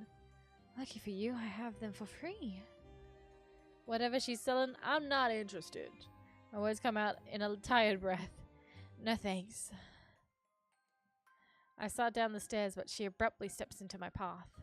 She turns her back to me, and before I can react, she slips her fingers under the lacing of her collar. Stripping out of her blouse in broad daylight. Oh shit. What are you doing? Ma'am? Ma'am? A worn fabric unveils bare skin. My panic is smothered by cold horrors. A misshapen, sunken scar carves it into the woman's body. Pitted, gnarled skin snakes down her shoulders, blooming from a gaping hole in the back of her neck. Ah! Gross! A shuddering breath escapes me. The fuck? But the look of it, the disease that afflicted this woman, ate away at her spine, leaving her with a hollowed vertebrae at the back of her neck. Would? I don't know if I would. I'm not gonna lie. I think I'll pass this one. That's all for you. All for you. All for you. You can have that one. That's all right. How is she able to move or breathe? It's impossible. She shouldn't be alive yet, and yet the power of cure. Anything can be yours. The power of sea spring. The woman slides back into her blouse and deftly laces it up. Damn. If I caught your interest, then follow me. It's only a short walk away. Without another glance, she leisurely strolls down the Cenobium stairs, loose braid bobbing behind her. The edge of her scar peeks out from underneath her collar. Okay, maybe would. Maybe would. I stand there wordless until I manage to regain my bearings. It's a twisted miracle, but a miracle nonetheless. This could be the stupidest decision in my life, but what choice do I have? I take a final look at the Cenobia's shut gates, then follow her down the steps. Okay, crazy lady. I'll follow you. For a little bit. For a little bit. We descend from the higher streets, leaving behind the gilded decadence as we cross the river. The wet, derelict districts feel more familiar to me. But the Crimson-Eyed Woman takes me farther, then farther still, until I'm met with an all-too-familiar sight. Oh, the fog! My gut lurches when I face the open horizon. The city's outskirts are hardly recognizable in daylight, and probably safer for it. But venturing beyond Iridian's wall is a gamble I wasn't prepared to take so soon. Keep going straight, and the sea springs will reveal itself to you. I bark out a bitter laugh, loud and involuntary. I'd rather not. Are you kidding me? It's not safe out there. You're as safe inside the city as outside of it. Truthfully, the territory before you is the safest of all. What do you mean, territory? This region belongs to Eyes. Eyes? Eyes. Most people know him as a gang leader, but he's much more than that. I squint against the empty wasteland. Only a fool or someone with nothing to lose would leave the city. Apparently I'm both. Apparently I'm an idiot. But if this sea spring cured her, I need to see what it can do for me. I set off into the waste. Over my shoulder, the woman calls after me. Good luck, Yams. I hope we meet again. I didn't tell you my name. Scary lady, I didn't tell you my name.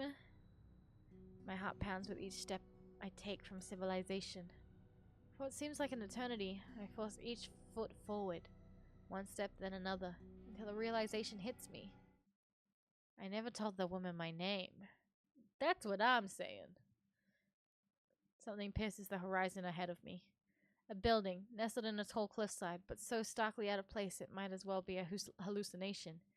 It drips with extravagance and honeyed mahogany, an ornate jewel of architecture. That's mahogany! A row of dark silhouettes stand out on the horizon. Trees, I think, until I'm close enough to realize that what I mistook for branches were spikes and jutting tendrils. Ooh! Soulless. Several of them watch me in the distance like statues. Oh shit. I just run, exploding into a messy sprint. I push my legs as fast as they'll take me towards the decorated building. Run, bitch. Run. Run. Joey, run. Joey. I gotta drink water. Sorry. 1 second.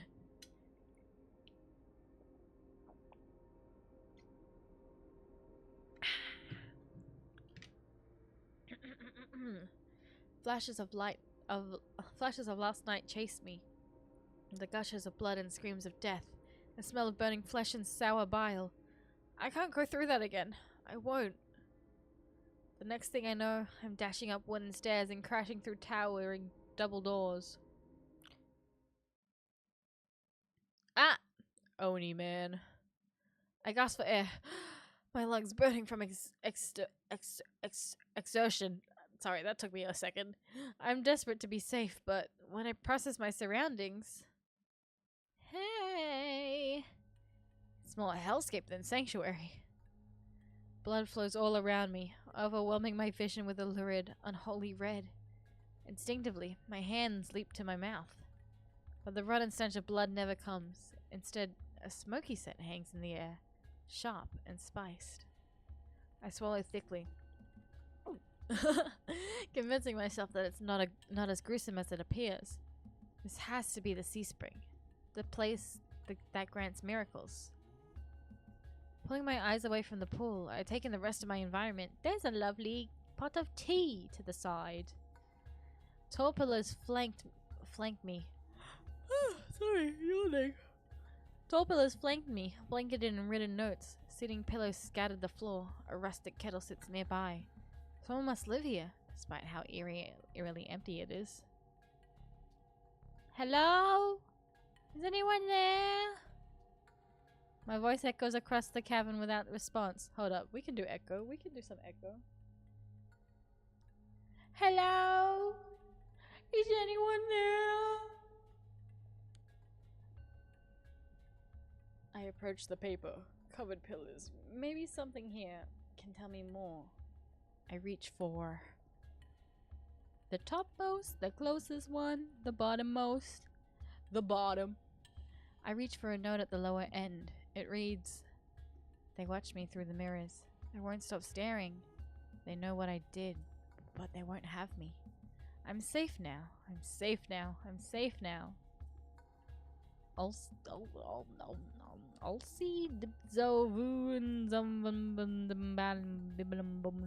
Yep.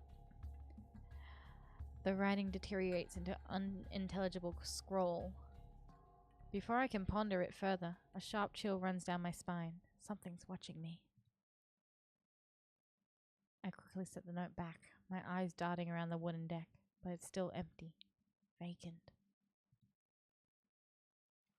Finally, I look towards the sea spring.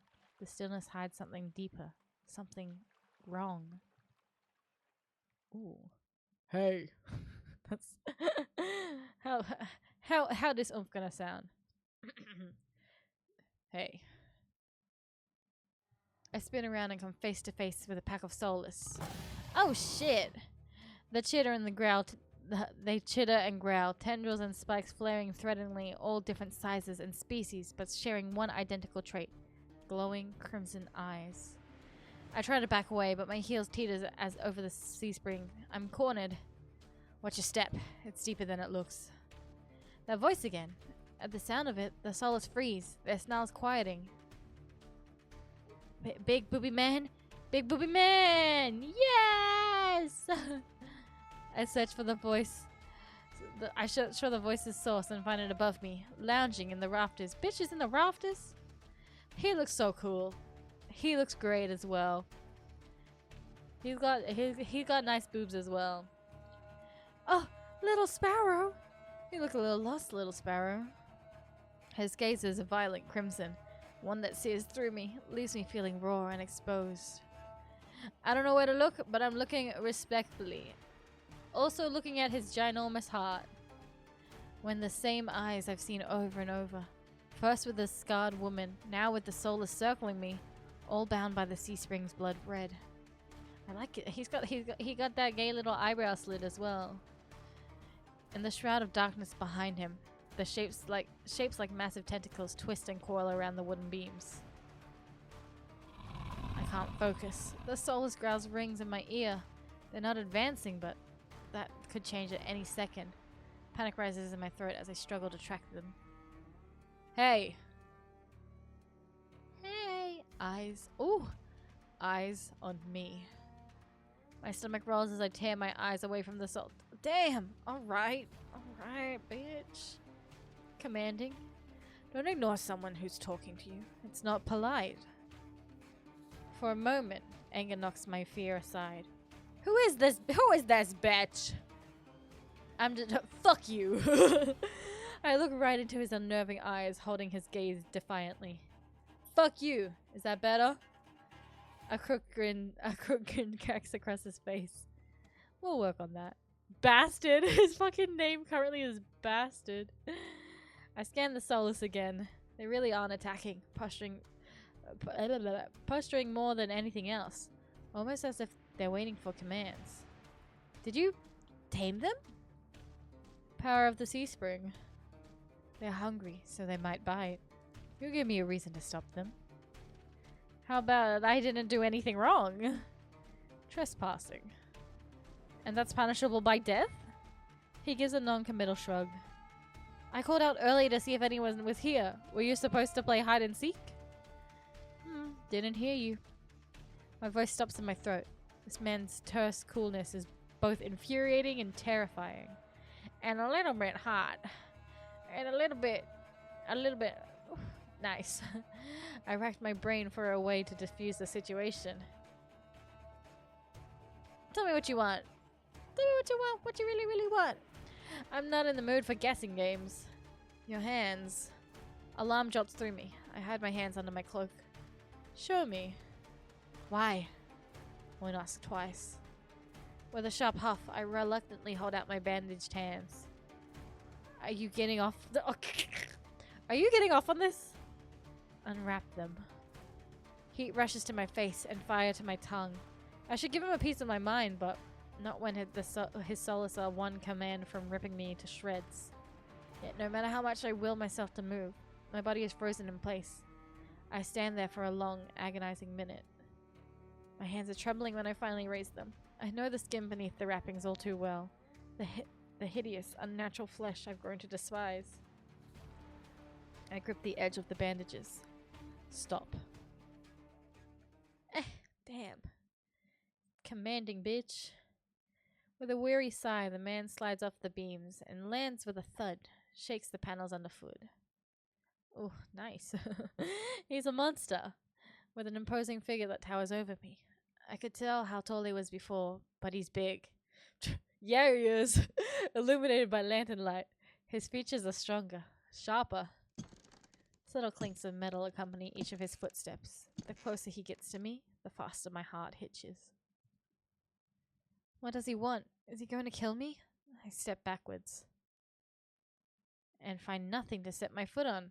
I'd forgotten my back was to the sea spring. I fall right before a warm hand catches my lower back. Ooh. I'm hovering above the sea spring, the scent of smoke and leather enveloping me. Hi. Hey. Blazing crimson eyes bore into mine. Told you to watch your step. I'm too stunned to muster a response. Like I weigh nothing, he guides me back to solid ground and steps back. Following a subtle gesture from his fingers, the Solus around us disperse and relax. The shift in their demeanor is so abrupt it gives me whiplash. The enormous tentacles are no longer in the rafters, though now I doubt I ever saw them at all. Either way, I exhale a breath of relief. Thanks. As focused on me as he was before, the monster pays no attention to me now. He kicks some seating pillows out of the walkway, checks the contents of the kettle with a scowl. The sudden disregard is almost insulting. Yeah, bitch is ignoring me now? Hello? So that's it? I'm not a threat anymore? Never were one. Then why'd you threaten me? People get honest when they're afraid. In other words, he was messing with me. I drag a hand over my face, exhausted by the fact that this is the second time a monster has provoked me today. Your eyes, aren't you? Depends who's asking. One of your friends told me this was your territory. She's also said you were a gang leader? But there's no one else here. I thought there'd be more people. Ice picks up the kettle and walks to the edge of the sea spring, then dumps out the contents into the endless red. Gang took a walk. Okay, wait, he's kind of cute. Guys, he's kind of cute. He's kind of silly and kind of cute. Oh, shit. His pleasant smile stretches across his face, ear to ear.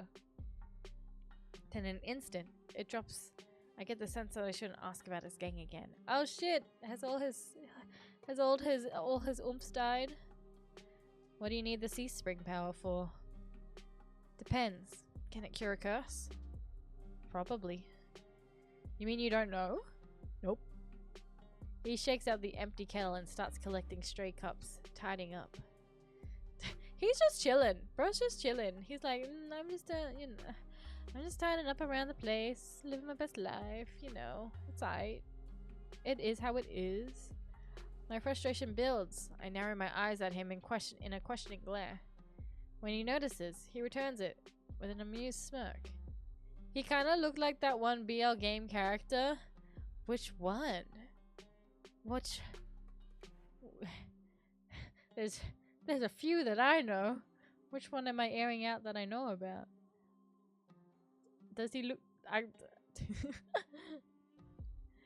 Oh my god. Kojaku from Dramatical Murders? Is that how you're thinking? I think that's his name, Kojaku. Yeah, Dramatical Murders. Hey, well, he got the whole, like, you know, the whole, I guess he's got, I pulled up a picture. I pulled up a picture of Kojaku. Samurai haircut guy? Yeah. Dramatical Murder Kojaku. A little bit. He probably like the same sort of vibes, you know? Same sort of vibes. I was looking like Morvay from New Carnival. But I can get the Kojaku vibes. It's the whole red of it all. When he notices, he returns it with an amused smirk. Are you being irritating on purpose? Are you being a little bitch on purpose? I'm trying to think what character he, like, the fucking oh, New Carnival. Yeah. I was scared to say that one too loud. Yep, that sure is a game. Yep. I was scared to say that one out loud, but now I have, so it's okay. This is a safe space. This is a safe space, right? Right? He kinda, like, okay. If Silas from Love in Deep Space was a demon, well, he kind of is he kind of does have demon stuff, but if Silas had like black hair bits, he's kind of got that same sort of gaze. Like the way he's looking at us right now just reminds me of Silas. Appearance wise, very different, but like gaze wise, yes. Personality wise, Silas isn't as freaking don't give a fuck about you energy. I'm like, who's the don't give a fuck about you that much? Maybe he is a little bit like Silas, actually. He's got the teasing vibes. I say that still not having met Silas in Love in Deep Space yet, because I haven't gotten that far in the game, but just the clips I see is enough. But bitch is being irritating on purpose. Listen, and he calls you Sparrow, actually. You know what? He's got a pet name for you right off the bat. Listen, Sparrow, the sea springs can cure anything. Nothing's stopping you from trying it yourself. What do I have to do? Drink. I have to drink from the sea spring? My eyes glide to the blood-like pool beside us. The idea of ingesting the strange liquid makes my gut churn.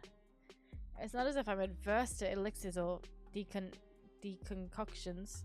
I've made my fair share of them, but one misstep and you can easily meet with a fate worse than death. Is there a price? Always. Ice taps his temple with a finger. You lose it a little bit. Oh god, I actually really like this expression. This expression is so Silas. That's it. Might have already beat it to the punch. He's like, you're gonna go a little bit cuckoo. You're gonna go a little bit crazy. Ooh, okay. Alright, grinning. My humor earns me an amused fanged grin. Oh, he does have little fangs. Nice. This is a little different. When you drink from the sea spring, you forget who you are. Your mind combines with everyone who's drank before. Humans, monsters, soulless. One big happy family in your head. I don't want that. I don't think I really want that, actually. My blood runs cold. I've heard of these before. A hive mind. Group minds. Some legends suggest that independent minds can be physically linked together through a strong enough catalyst. It's never been done before. But something tells me this is real, even if one thing doesn't add up. Your eyes are red too, but you obviously haven't forgotten who you are. Before I can finish my sentence, Ice strides past me towards the entrance. Time's up. Let's finish this later. Wait, already? You've barely told me anything. Came on a bad day. I've got somewhere to be. There are still so many questions burning on the tip of my tongue, but my frustration spills out before any of them. I was told to come here for help, but instead I get threatened and kicked out? You're joking, right? What's your tone? I'm nice, but don't want to ruin the host's mood. My skin prickles. The feeling of being watched washes over me. My eyes dart back over the sea spring. A lone ripple dances on the quiet surface. I take Ai's advice and clamp my mouth shut. Ai's approaches are nearly soulless, a lanky, dog-like one with 6 legs and a crown of tendrils. Several sets of crimson eyes adorn its sides. Its forked tail wags rapidly when Ai squats beside it. He runs his fingers through the tendrils, scratching its chin and pat its head. A gentle smile plays across Ai's lips. The affection he holds for the soulless is painfully clear. He's got a crazy puppy. I dip my eyes away, my stomach fluttering at the tender sight. Ah! Him and his dog. It's getting dark out, so this pretty girl will guide you back. Oh, puppy. Following a short whistle from Ai's lips, it trots over to the entrance, obediently tail wagging. Rocky! As promised, the hot man has arrived. Welcome, Rocky. Look at this hot man, though. Look at it. Look at his boobs. Look at his boobs. Hi. How's it going? There has been multiple moments of me, appreciating the decor that's in front of me, you know? Yeah. We're looking at his heart. I just fully held my hands up in like a heart, like hand hearts, as if you can see that shit. We're looking at his big, beautiful heart. He thought it was the hottest man in the room, and then I arrived. Watashi ga kita. Bitch. No, the one who still has my heart is still Leander, actually, because like that fucking moment with him was kind of crazy, and that was beautiful, and like need that. Following a short was he's giving his he's giving us his dog to take us back home right now. His puppy with the fucking tentacles and multiple heads is gonna take us home. I watched the soulless warily. Pretty is not a word I would use to describe it, and the idea of protecting me sounds absurd. If I decide to drink, how should I find you? Find someone with eyes like mine. They'll point you in the right direction. Ah, bitch, he's really pretty. He's real pretty. He has the same horns. He's just like you, for real, for real. Oh my god, brother? Is that you? Oh my god. I see right here, it says Eyes Raigeki. Ah, yes, you must be a brother of Rocky. But think it over. Once you drink, you can't go back. It's a lot to process, but I give a small nod, and at least I know I have another option for a cure, as disturbing as it may be. I follow the soulless at a measured distance and watch it nudge the giant doors open with ease. I'm about to cross the threshold. I sneak one glance behind me. My heart skips when I meet Ai's eyes. I'm about to snap my head away, but he just flashes me an easy smile. Ugh, $1 million smile. Nice. Till next time, Sparrow. I'll buy you a drink for scaring you. Ah! I don't trust myself to do anything but respond with a curt nod. Yes, sir. Okay. Awesome. Thanks. Outside, more crimson eyes soulless scuttle about. It's hard to believe it's the same threatening pack from before. They chase each other in circles, roll around in the bugs, but they're like puppies. They're like puppies. You should voice him. Oh my god, so this is only the demo, but I think when the full game comes out, they're all gonna be voiced, and I'm gonna freaking fall to my knees and cry a little bit, because it'll be awesome. I also will not be able to take it, you know? They pay no attention to me as the dog-like one... They pay no attention to me as the dog-like one escorts me away. You're giving him a you're gonna give him a southern accent? Yeehaw! Well, I'll be damned, DMs. Why'd you come all the way to the bloody pond for? You're cursed? I see.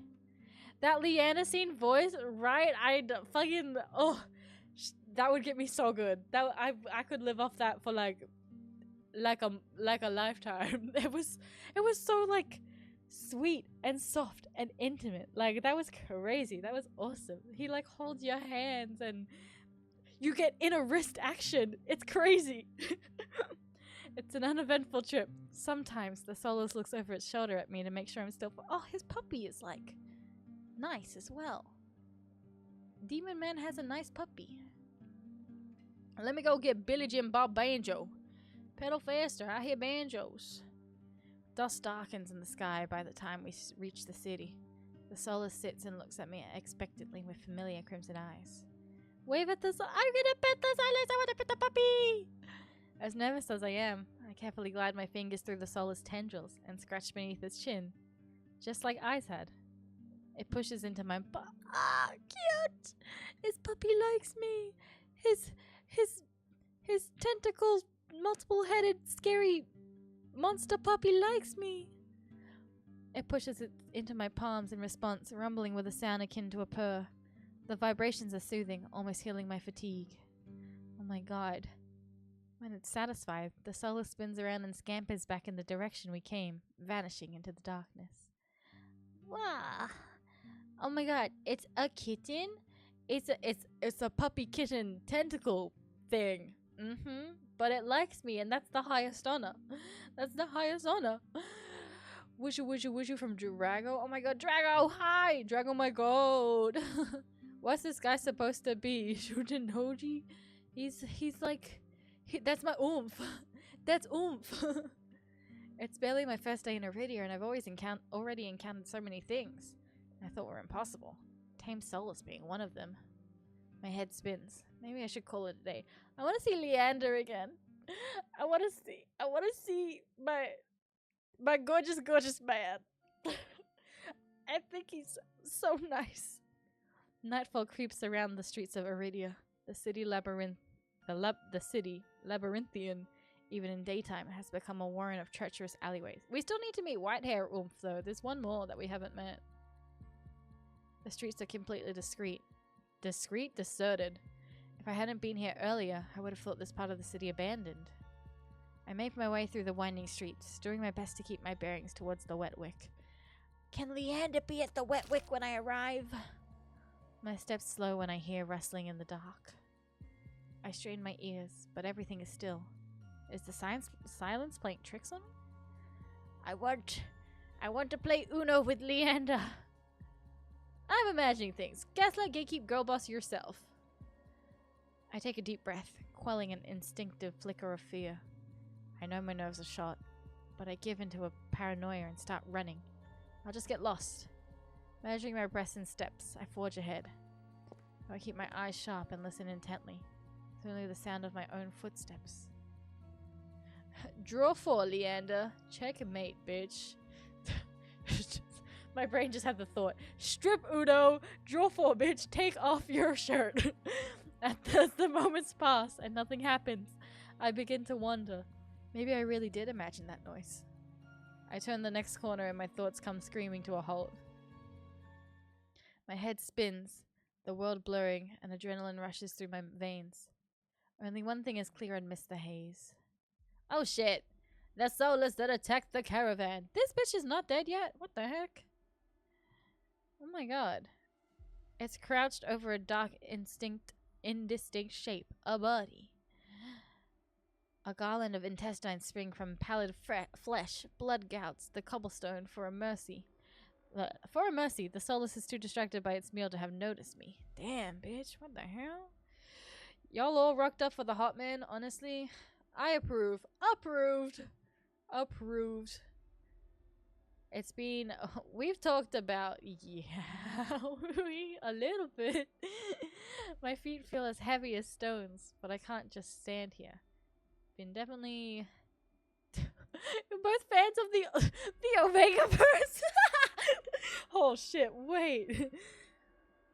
An oomph after my own heart, like I said. Holy shit. Holding my breath, I take a step backwards. When the wet slurping sounds don't abate. Abate? I take another. Then another. Oh shit. Then a shot of glass crunches under me. Oh, I'm fucked.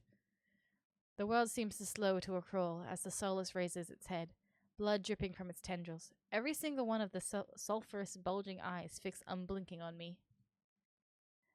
It's really here. It's come back for me. I can't believe this. Give up, man. Get a job. Obsessed much? Hello? The Ben 10 Omniverse. Yeah, that's what we're in. Ooh. Options. Run or run. Run, bitch. I'm off like a shot, running for my life through the darkened streets. Behind me. Ah! A piercing bass splits the silence and heavy footfalls pound after me. My heart thunders in my chest. I take turns at random, trying to lose it in a maze of streets, but I can't seem to shake it. I can hear its breathing now, a wet, fluttering grass, growing closer and closer. The same claws that severed my arms swipe out. I ducked, saved by pure reflex, and skid around a corner. I take 3 running strides before the bottom drops out of my stomach. A wall twice as high as me bars my way, a dead end. When I turn around, the Solus looms in the entry to the alleyway. It's no longer running. It doesn't have to. As it prowls closer, my thoughts race. Some of the building linings the street are lit. There must be people inside. It's a long shot, but... Help! Help! Try the nearest door? Help! Oh my god. Yeah, no. Still would. You know what? Be who you are. I'm proud of you. I'm proud of you for your choices, and I support you. I whirl, grabbing at the handles of the closest door. It turns completely, the hinge is creaking as I push, and I feel a flash of hope. Before a weight hits the door from the other side, and it slams shut. I click to the lock, turning is grimly final. In this rich world, a few people will stick their necks out to help their own flesh and blood, never mind a stranger. The Solus gives a rasping hiss. It's the only warning I get before it lunges for me with a flash of claws. Damn, this bitch just fucking... I got locked out. I was like, help, and bitch was like, no, you can die. You're dying. You can die. That's a Bloodborne. So you're saying you should play... That's like a whole nother dating sim for you then. That's like in-depth dating sim. I hurl myself to the sky. What the hell? Why'd I say it like that? But the slick cobblestone betrays me. I fall sprawling across over the rough stone. As the Solus looms over me, I scramble away from it until my back hits the wall. There's nothing left to go. It descends on me for the kill. Okay, I'm not gonna keep that up. But the impact never comes. Who is it? White hair oomph? I wearily crack open one eye, then the other, not sure whether I should believe what I'm seeing. That's a Yu-Gi-Oh monster? That's literally Pot of Greed. I use Pot of Greed to draw 2 cards into my hand. That's what Pot of Greed does, right? A hooded figure crouches in front of me, one blood-stained hand outstretched. Hey! Moonlight silvers the edge of their silhouetted knife. Their face and hand are splattered with blood, and the Solus.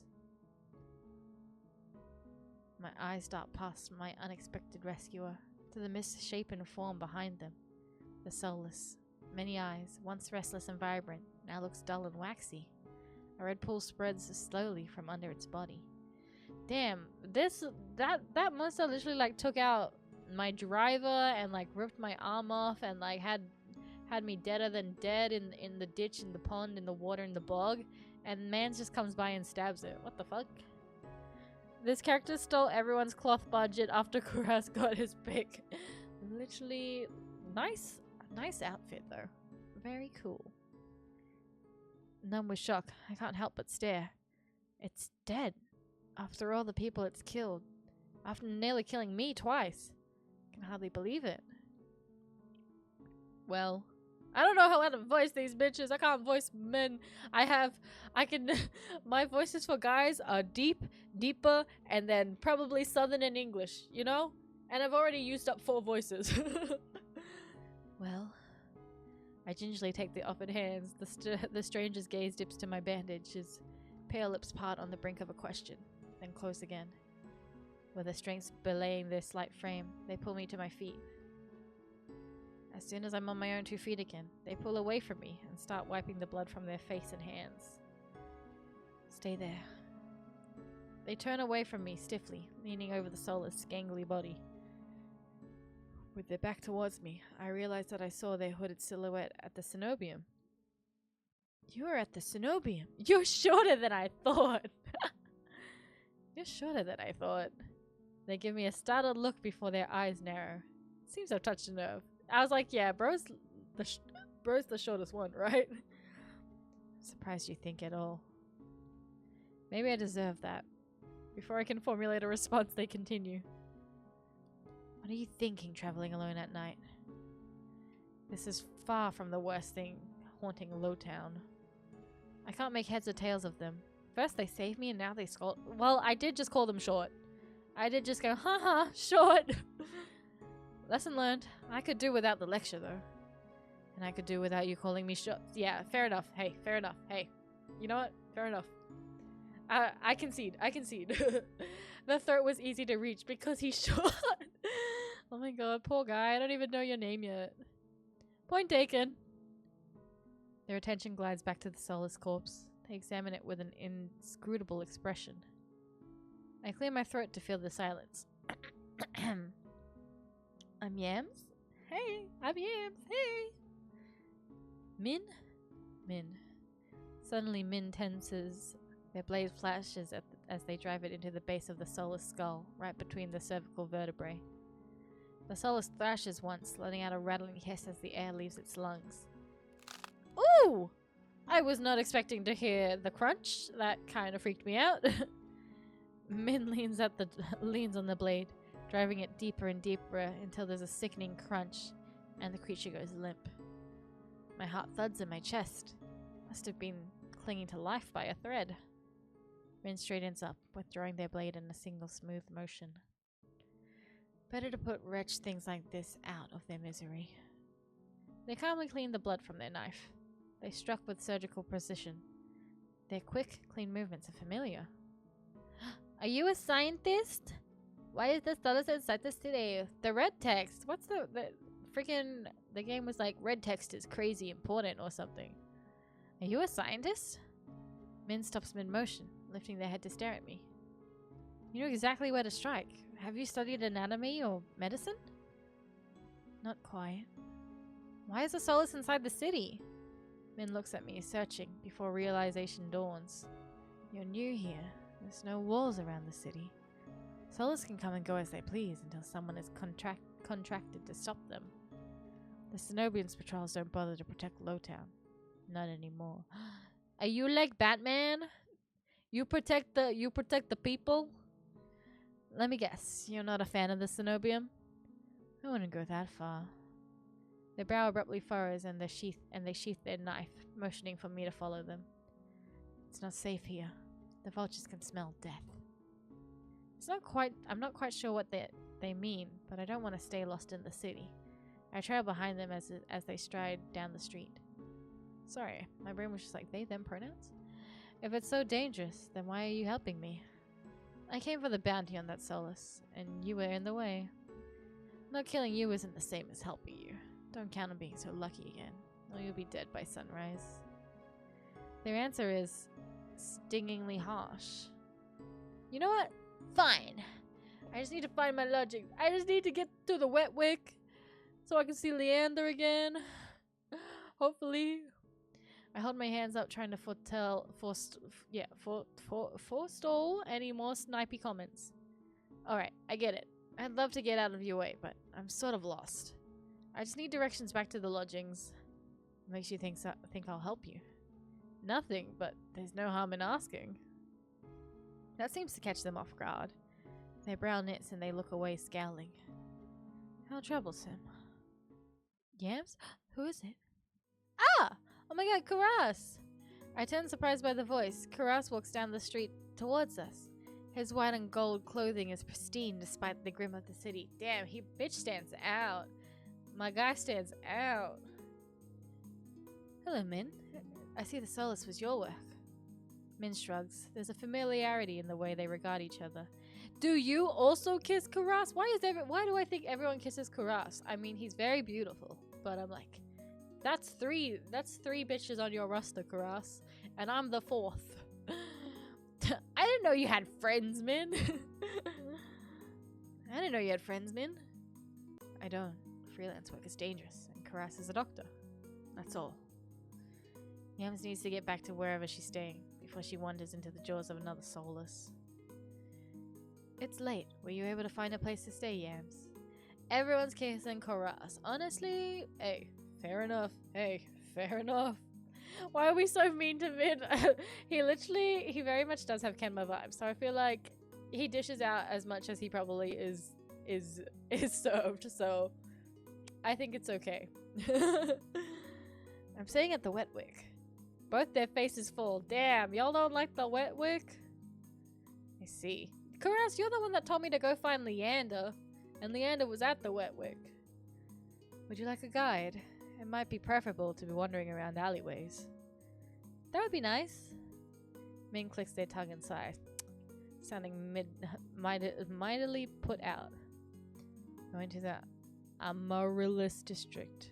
That gaudy cesspit. Is that where we met? There? Amaryllis district? Come this way.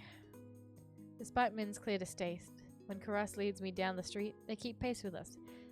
Damn. Min, are you Karas's little bitch? Catching my curious glance, Min's eyes narrow. It's not safe this late. I don't care about you, but Karas is the only doctor worth this damn in this place. Fair enough.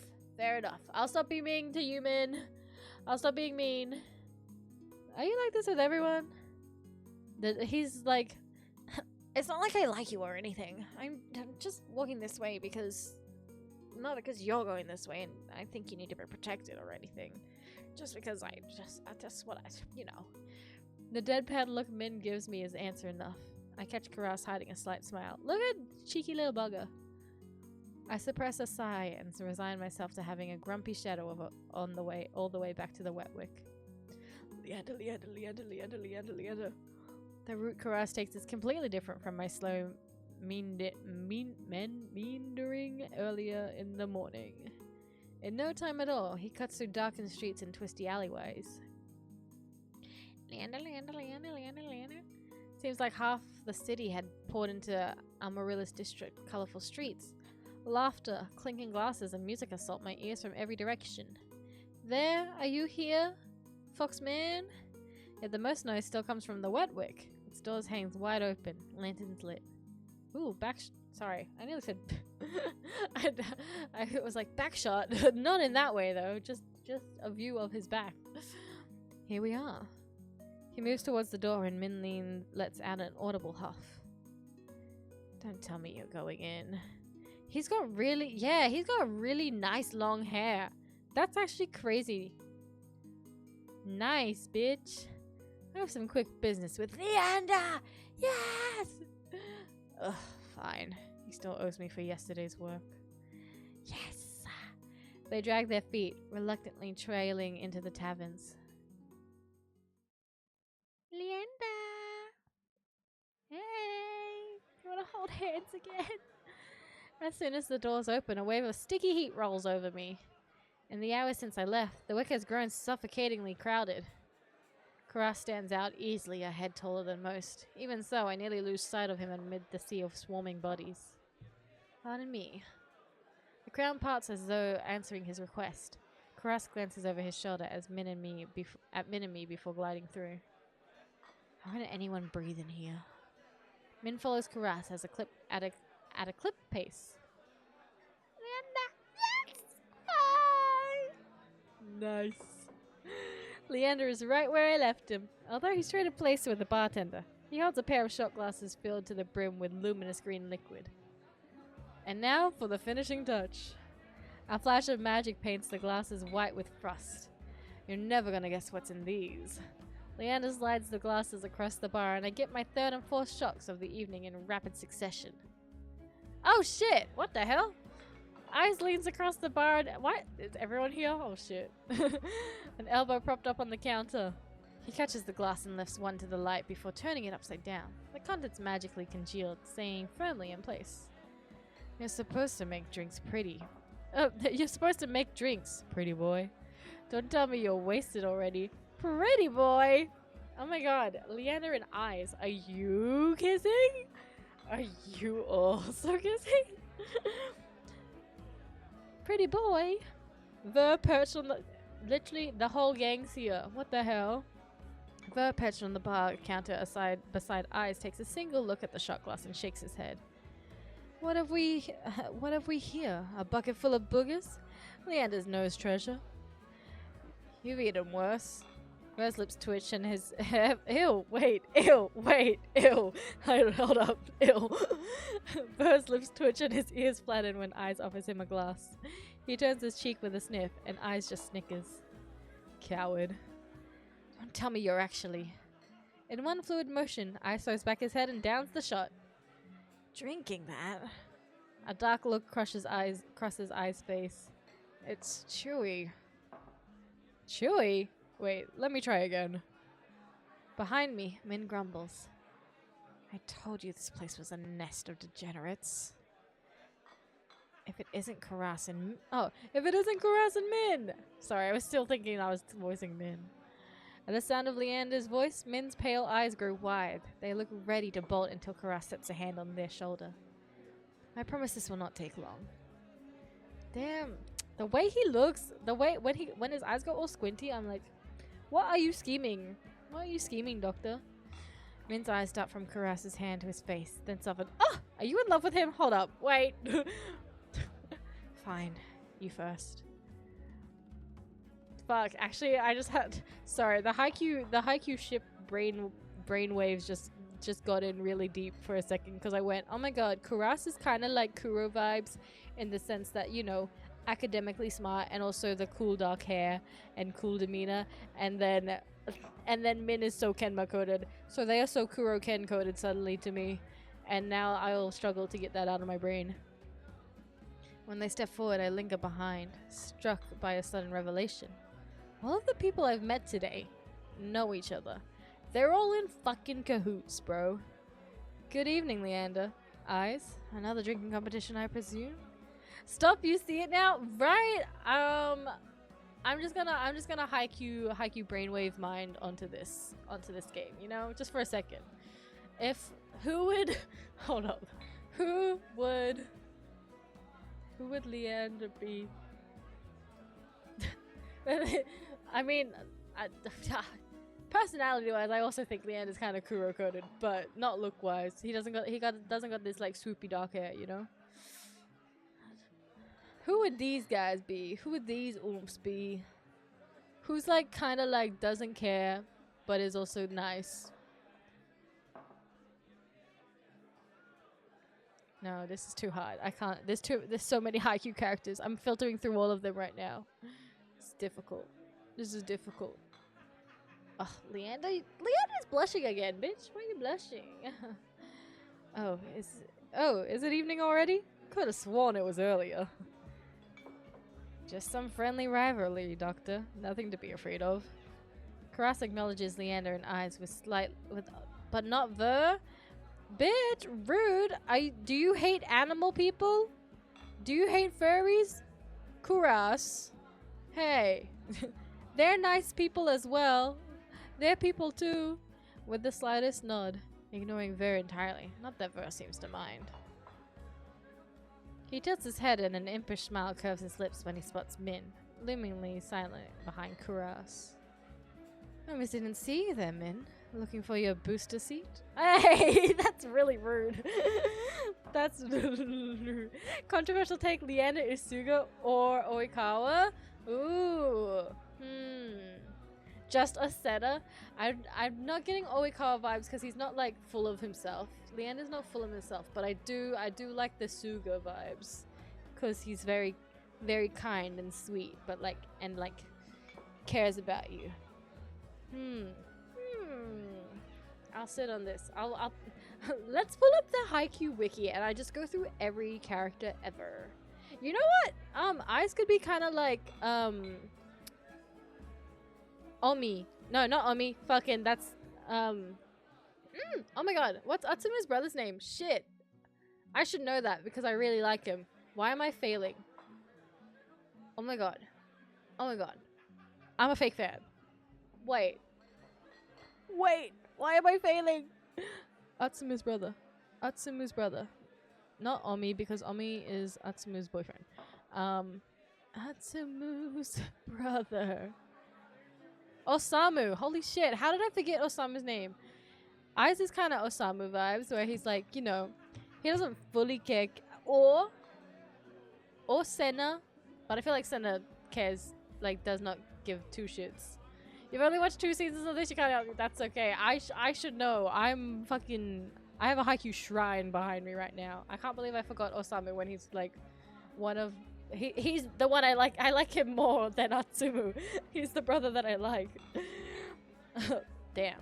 Sorry. My bad. I gotta go take my Haikyuu course again. I gotta go get my PhD in Haikyuu again. I almost didn't see you there, Min. Looking for your booster seat? Min pushes back their hood. They level Ver with a cool look. I thought Aiz wasn't allowed to bring his pets in here. Ver's tail gives an angry twitch. Ah! Hey! Nice. Oh, covering Min. Sorry, Min. Didn't mean to Mike Wazowski you. Ah! Sorry, I just went back in time. Hold up. Oh, if I click off, it freezes. Let's move slightly this way, just so you can see Min's face. Just for a little bit. The first sight of an impending fight, Leander vaults clean over the counter. He slides in between eyes. You know what? Leander's kind of Daichi vibes. Actually, you know, he's gonna like, hey, no fighting. Everything's chill. But I reckon he could like be scary when he needs to be. Which is interesting, because I've never really thought, I've never desired Daichi in that way, but Leander, he's different. At the first sight of an impending fight, Leander vaults clean over the counter. He slides in between Aiz and Kuras. Now, let's try and keep this peace. It's not every day that the esteemed doctor takes us up on a drink. The mystical Daisuke baby. Oh, that's actually fire. That's great, actually. If they did, yes. Oh my god. His arm shakes around Kuras's shoulder. You're finally taking me up on that drink, right, Kuras? I'm afraid not. We're merely escorting Yams back to her lodgings. Kuras gestures in my direction and my stomach sinks. I reluctantly step into the light. Oh my god, Leander, you wanna hold hands again? As soon as he sees me, yes! Why are we like so Leander-centric? As soon as he sees me, Leander's face brightens. Yams! It's been too long. Everyone, this is Yams. She's new to Iridia. I feel 5 pairs of eyes fixed on me, and suddenly the bar feels suffocatingly small. My voice nearly catches in my throat. Hi, again. Hey, everyone. Hey. Again. Wait, you've already met everyone? Oh, cute! Oh my god. Wow. Nice. Aiz and Ver level with me, subtly amused, with subtly amused expressions. Ver's tail gives a lazy wag. We did. Not that long ago either. I've been starting to suspect she's stalking me. The way they look at each other is so sweet. They're all boyfriends. All 5 of them. He looks far too... me and my 5 boyfriends. He looks far too pleased with himself when I roll when I roll my eyes. Damn, this is so cute. Oh my god, hold up. Sorry. Min, body tea, what the fuck? Holy shit. Nice. Oh my god, wait. Chatbox is low-key covering it. Wait. Go back. Chatbox is low-key covering, but we're gonna hide you for a second. Look at his look at his thigh. Nice. Nice. Okay, I'm gonna scooch slightly back this way. Oh, but I'm gonna cover Min if I do that. No, I can't do that. He's literally body tea. This calls for drinks. What does everybody want? In an instant, all eyes turned to Leander, freeing me from the burden of attention. Damn, sorry. His breasticles. I still can't believe they all know each other. Watching them talk amongst themselves feels surreal. For the first time since I undertook the journey to Iridia, I feel a faint glimmer of hope. I know I was meant to meet them. Me and my 5 boyfriends. The low, pleasant rumble of Leander's laughter pulls me from my restless thoughts. Ha! Well, calling me surprised. You make friends fast, Yams. All by accident.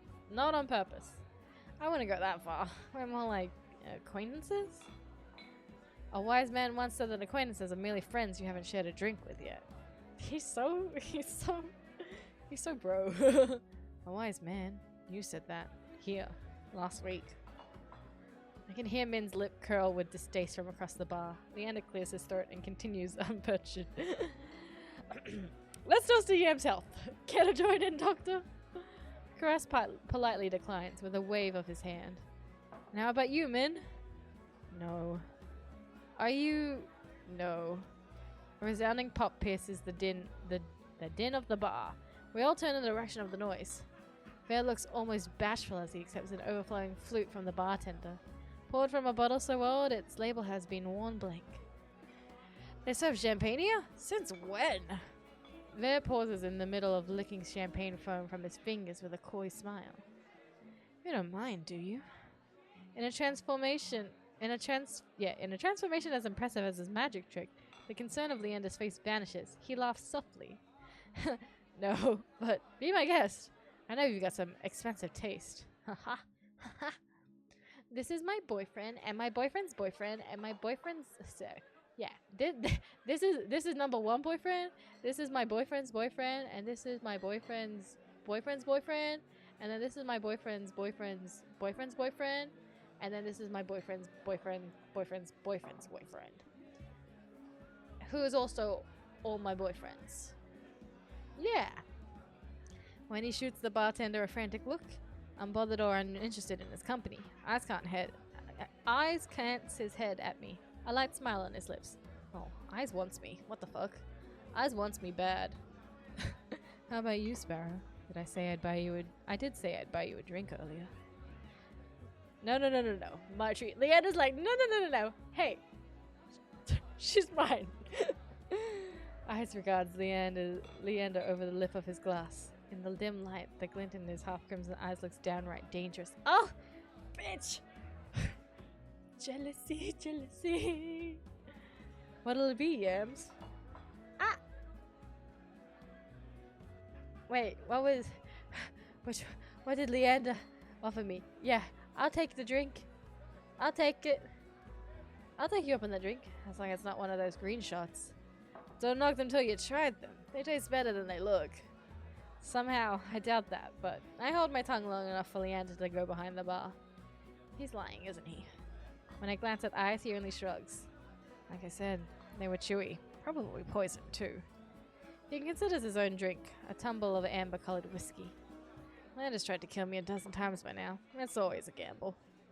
Huh? Boyfriends like try to kill each other. Oh my god. Ver clicks his tongue in disapproval. When he finally looks my way, it's with a half-lidded gaze softened by the 3rd glass of champagne.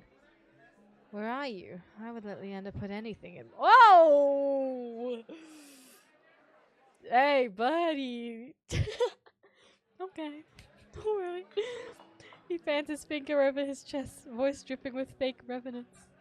The Wet Wick is one of the finest drinking establishments in all of Iridia. While you're here, you may as well partake with the signature watered-down drinks and stale nut leather. Oh no, the relationship is toxic! Anyways. They want to kill each other, but they also want to kiss each other. He sweeps his hand towards a chipped ceramic bowl filled with spinally speckled jerky that I can only assume is nut leather. What is this with the food in the city? As abysmal as you make it sound, this place is completely packed. It's not as bad. Depending on the day, the food's edible. Ice takes a measured sip of his drink. Gotta stick around for the real attractions, though. Before I can ask what he means, Leander returns with a tumbler that he's set in front of me. Uneven chunks of ice blob in a pool of reddish-purple alcohol. I sniff the drink suspiciously. To my relief, this time all I smell is the sharp, clean scent of gin with an undercut of fermented fruit. Relax. It's just local specialty. Plum gin. Although if you're feeling more adventurous. I shake my head. Leander wraps his knuckles against the bar until the group falls silent. Alright, everyone. Let's toast. May Yam stay in Iridia be full of bright adventures and discoveries. Cheers! Kampai! Leander and Eyes and Ver raise their glasses in unison. Min only crosses their arms and Karas watches with polite indifference. I tip my drink back. The plum gin is eye-wateringly strong. Despite a sharp medicinal edge, it goes down smooth. One sip softens the edge of my vision. The next fades the dim of the crowded bars into a low, persistent murmur. I find myself unwinding for what feels like the first time in years. Cute! Oh, nice. Okay, let me scooch back over. There. It would be more accurate to say that I found. Are you guys fighting over me? Sorry. He saved my life. I merely performed my duties as a doctor. Although I must admit, I was confused when I woke up missing all my clothes. Leander makes a choked noise. Somewhere behind me, Min sighs. It's not what you think. Yams was in great condition. I could hardly treat such injuries through tattered clothes. The silence that follows stretches uncomfortably long. I look away, unable to face Caress's disappointment, and catch Ver snickering behind his hand. That's my cue to change the topic. Caress isn't the only one who saved me today. Don't you listen? I didn't save you. I was simply there. That's Min for you. Leander reaches for Min, but they duck under his arm with practiced ease without so much as looking his way. As reliable as they are moody. You're the one to talk, considering you neglected to warn her to stay off the streets at night. Oh, I might have gotten a little yeah, we were kind of busy having, inner wrist action. Inner wrist hand holding. Min's only response is a short breath. At any rate, I never got a chance to thank you, Min. Don't. The less soulless alive, the better. For a heartbeat, Min's eyes flicker towards Eyes, and their lips twist. Eyes is too busy nodding along to Ver's enthusiastic pantomime of stabbing to notice, lost no doubt in an enthralling discussion. Had enough of this hellhole. Let's go. Min and Karash share a brief look, then the doctor speaks up. Very well, but there is something that I must discuss with Leander, if you'll excuse us, Yams. No! Don't take Leander away from me! And just like that, the three of them depart, leaving me alone to savor my gin in silence. Or so I think, until I hear a voice so soft and low it's practically a purr. Lost your tour guide. Hey! I turn to find Crimson and Pink eyes trained on me. It's not lost on me that they chose the instant the others left to strike. Just my luck. I had to be abandoned with the two most irritating people I've met all day. Monsters or not, there's no telling what I'll do if either of them push me again. Don't tell me Leander already snuck off to get his knob slobbing out back. Hello? Is Leander freaky like, I mean, you know, yeah, he probably is. Is he freaky like that? Freaky level's off the chart. Oh my god. So pretty. My, hello. How am I? I'm good. I've been staring at really pretty anime men for the past 2.5 hours, so I'm doing great. How are you, Mai? How you doing today? Oh my god, I can't. Leander's already snuck up to get his knob slobbered out back. Hey. Wood. He's got business with Karas and Min. 2-on-1 business, Isn't he lucky? Jesus, Ver, you're crazy. You're crazy. I can't tell if it's the champagne or the company, but Ver's grown noticeably more relaxed. He sits with his chin propped up on the back of his head. His ears twitch with it whenever a hiccup shakes his shoulders. Why are you so far away? Come join us. He pats the empty bar stool beside Eyes, but I hesitate. The smile Ver wears is sweet and distinctively sly. And with drinks in the mix, I dread how he and Eyes will mess with me next. Oh god. Ver, stop voicing my inner thoughts. Ver, please. I can't believe he said slob the knob. Slob on my knob. Corn on a cob. We don't bite. Oh shit. Ver has the silly shipping mind. He literally does. I think Ver just wants everyone. Ver wants me. Ver wants I. Ver wants Leander. Ver probably wants Min. I don't know if Ver wants Karas. I don't know if Ver likes Karas, but you know. I'm not sure about that. Just hours ago, he tried to rob me, and you threatened me. Me? Steal? Surely you must be mistaken. You sure it was me? Yes, it was you. And then you had the gall to kick me out just so you could go drinking. He gives another one of his shrugs. I kind of really like eyes. It's the, oh god, he wants nothing to do with me, so I want him. Except he does actually like us. He's teasing. He's so nonchalant and teasing. But Leander's nice and caring, and I could hold his hand without killing him. I was lonely. A simple answer than I expected. But I guess I can't fault him for that. Ver suddenly stumps forward. Gossamer sleeves pulling where he rests his elbow on his knees. I sets his hand on Ver's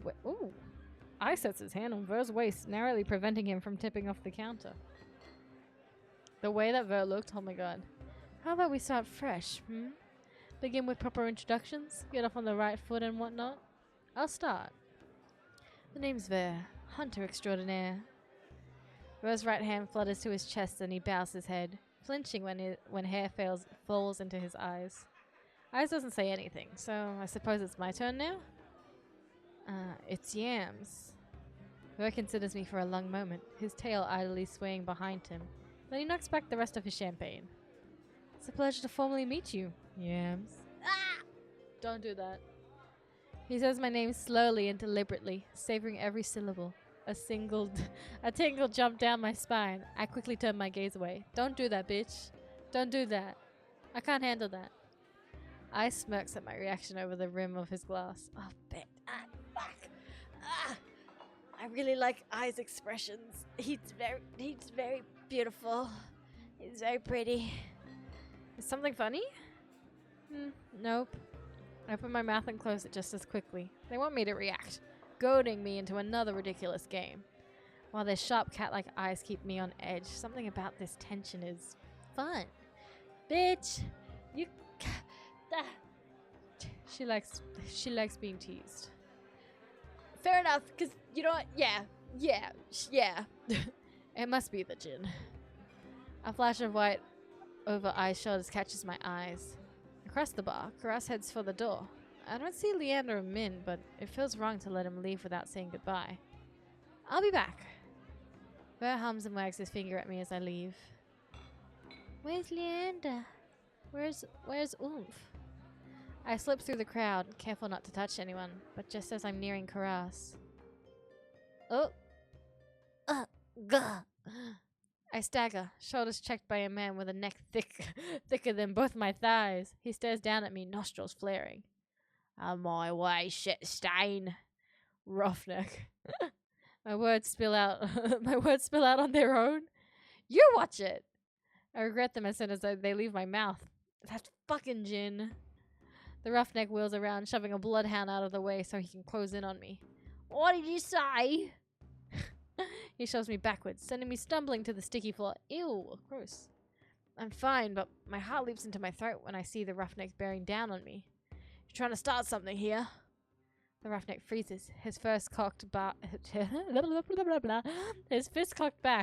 A group of bloodhounds called by the commotion circled him, sizing him up. For what feels like an agonizing long moment, the roughneck looks from me to the bloodhounds. Finally, he sniffs and spits on the floor. Ew, bitch! Hey! That's rude! The lob narrowly misses my neck. Kaito! Hello! Good evening, sir. We're playing Dating Sim Hot Man Simulator. There's 5 of them. 2 of them I'm like super into. Screw it. Too many fucking... he doesn't actually swear. Too many fucking freaks in the circus tonight. He turns his back on me and comes face to face with eyes. Yeah, yeah, bitch. That's boyfriend number 2. That's boyfriend number 2. A dangerous smile spreads across his face. Ah! He's actually... I love him. I actually think... Awesome. You'll do. What happens next is a blur. Oh! Ice Fist crashes into the roughneck's jaw, causing an eruption of gasps, shouts, and even cheers around us. Let's start a riot. Let's start a riot. How is your evening, Mr. Kaito? How are you doing today? How you doing? I scramble to my feet right as the frantic crowd swarms around me, cutting off my sight of everything and everyone. Through the ruckus, I hear Leander shouting, "Yeah, that's boyfriend number 1! Hey, hey, hey! Ice, take it outside!" Ignore them, everyone. Look, drinks are on me. With those 4 words, the wick erupts with hoots and hollers. The rings around me disperse as bloodhounds and onlookers rush towards the bar. Though the thinning crowd, I catch a glimpse of familiar faces. Eyes vanished out the back, dragging the roughneck behind him. Kras lingering near the door, searching. I suspect for any wounded before he departs. Min draws their hood up tightly as they slip out the side door, while Ver leans across the counter to swipe a glass of wine from behind the bars. And Leander, seated on the upper side of the bar, gestures dramatically and apologetically at the bartender. He's so cute! I really like... Just his blushing expression is like, oof, yes! Your day has been tiring. Ugh, I hope you're resting now, King. Every day is tiring for you at the moment. I hope you'll get on the other side. Bet on it. Bet on it. Bet on it. Bet on it. How is the Wick making money? Yeah, right? How are they making money? You know? You know? Crazy. In this space... Damn. Do you know everyone here, Mandar? You knew Rocky as well. What the heck? Mr. Worldwide? In the space of a heartbeat, I realize that there's no telling when or if I'll see any of them ever again. No, bitch. I will... We are seeing them again. What do you mean? I saw hot men that might potentially kiss. I know. I was like, wow, what the heck? You know everyone. You put it down in New York City. Oh my god. In the space of a heartbeat, I realize that there's no telling when or if I'll see any of them again. I will see them again. What do you mean? Whoever I pursue may be the last person I get to speak to tonight. I follow. Well, guys, fuck. I'm gonna choose Leander. I'm choosing Leander, but like, Eyes, you were a really close second. I'm not gonna lie. I'm not gonna lie. You really had me there. I'm trying to think. Leander, then Eyes. Maybe Ver is my 3rd favorite. I feel like Min, I don't swoon over Min. I enjoy teasing Min though. So maybe like Leander, Eyes, Ver, Kras, Min. You know? You know? No, we have to choose. Lucky I have a type, so... All of the above. Hot men are hot men. We gotta mush them all together. It's okay, because they're all boyfriends with each other, so they can all be boyfriends, and then they can all be my boyfriends. And so I have 5 boyfriends, because I'm greedy. Leander! For the 2nd time today, I find myself squeezing through a crowd to reach Leander. I just can't get over the hand-holding scene that we had with him. That was like awesome. That was like real and made me really actually flustered. As soon as he sees me, his easy smile fades. What? You alright, Yams? Oh, are you worried about me? I'm not used to someone looking at me with such earnest concern. I've been through worse today. From the sounds of it, you've had quite the day. How are you holding up? Could be better. Not bad considering I've been threatened, robbed, come close to dying too many times to count. I should have known not to let you out of my sight. Yeah, you should. We should stick together forever. However, the next time you want to see the city, I come along. I can be your personal guide. You already helped me more than enough. Leander signals for the bartender. I'm parched. Do you want anything? Free drinks! Again! More free drinks! Thanks. I'll have a drink. Something strong and simple. Adventurous, aren't you? I'm gonna have to keep an eye on you. Oh, sorry. Fully just punched my mic. I'm so sorry. I'm so sorry. Guys, I'm sorry. I'm so sorry. Of course, you'll also need to keep an eye on me. I've lost count of how many I've had. Well, you got the alcohol flush happening, or are you just, are you just enjoying my company? Deal. Once he's ordered, Leander turns back to me. Do you at least try to get to try any good food? I've had these fried dough sticks from a vendor near here. As soon as I begin describing my meal, his eyes brighten with recognition. The long lads from the wind stall. You gotta try them with porridge. There's another stall about a block away with those rosewater rice flour cakes. Take one bite and you'll think you're transported to some Hightown pastry. Then bam! You open your eyes and it's the same trash-lined streets as always. When he laughs, his hair falls over his eyes. He shakes his head and pushes it back. I'll show you sometime. If you decided to stick around Lowtown, that is. The Iridia Leander describes is far different from the one I've experienced, but if you live anywhere for long enough, I suppose it becomes home. Seems like I'll be here for a while. Maybe I'll take you up on that. The bartender returns with a pair of glasses and pushes them our way. Cheers! Dink! Dink! Leander clicks his glass against mine, takes a deep sip of the malty dark ale, savoring its flavor. I'm surprised finding out that you all know each other. I didn't think Iridia would be so small. You know how many times I've tried getting them all in one place? It's impossible, like trying to herd a bunch of soulless. I take it you know them well? Depends. Was there anyone you're curious about in particular? I can't say you! I can't say you! Dang it. I was like, are you curious about you?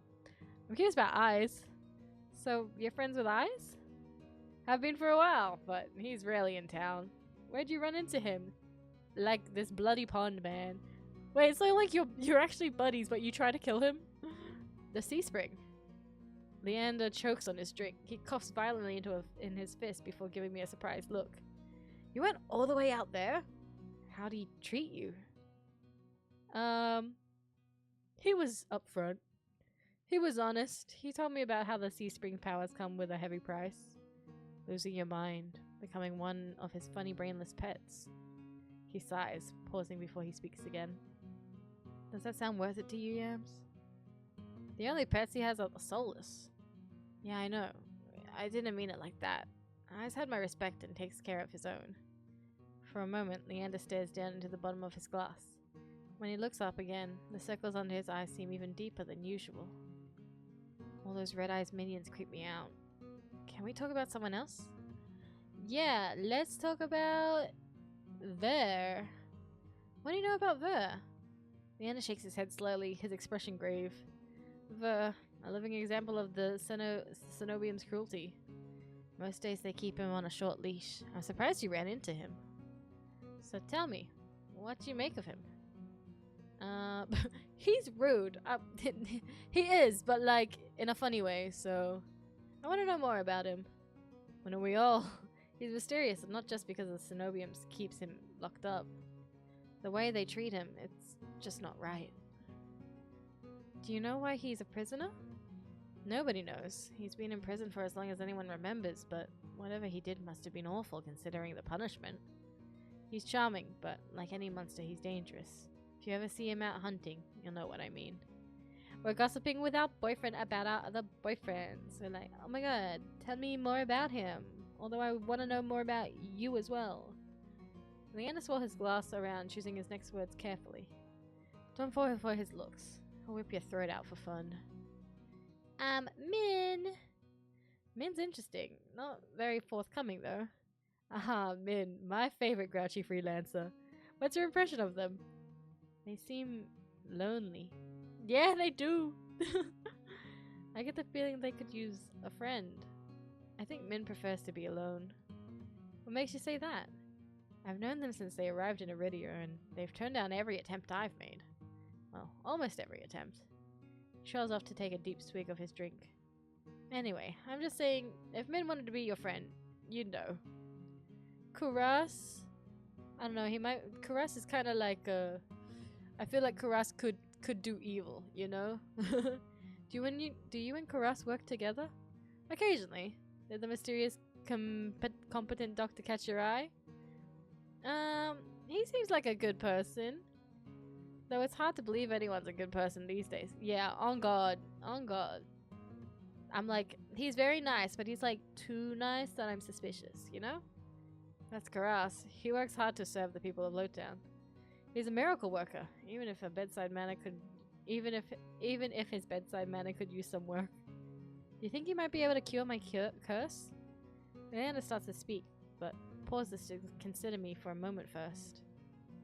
Karas is good, but he's only a doctor. Besides, unless you're actively dying, he'll make you wait in line all day like everyone else. That's about covers it. Aren't you tired of standing? Let's find you somewhere to sit.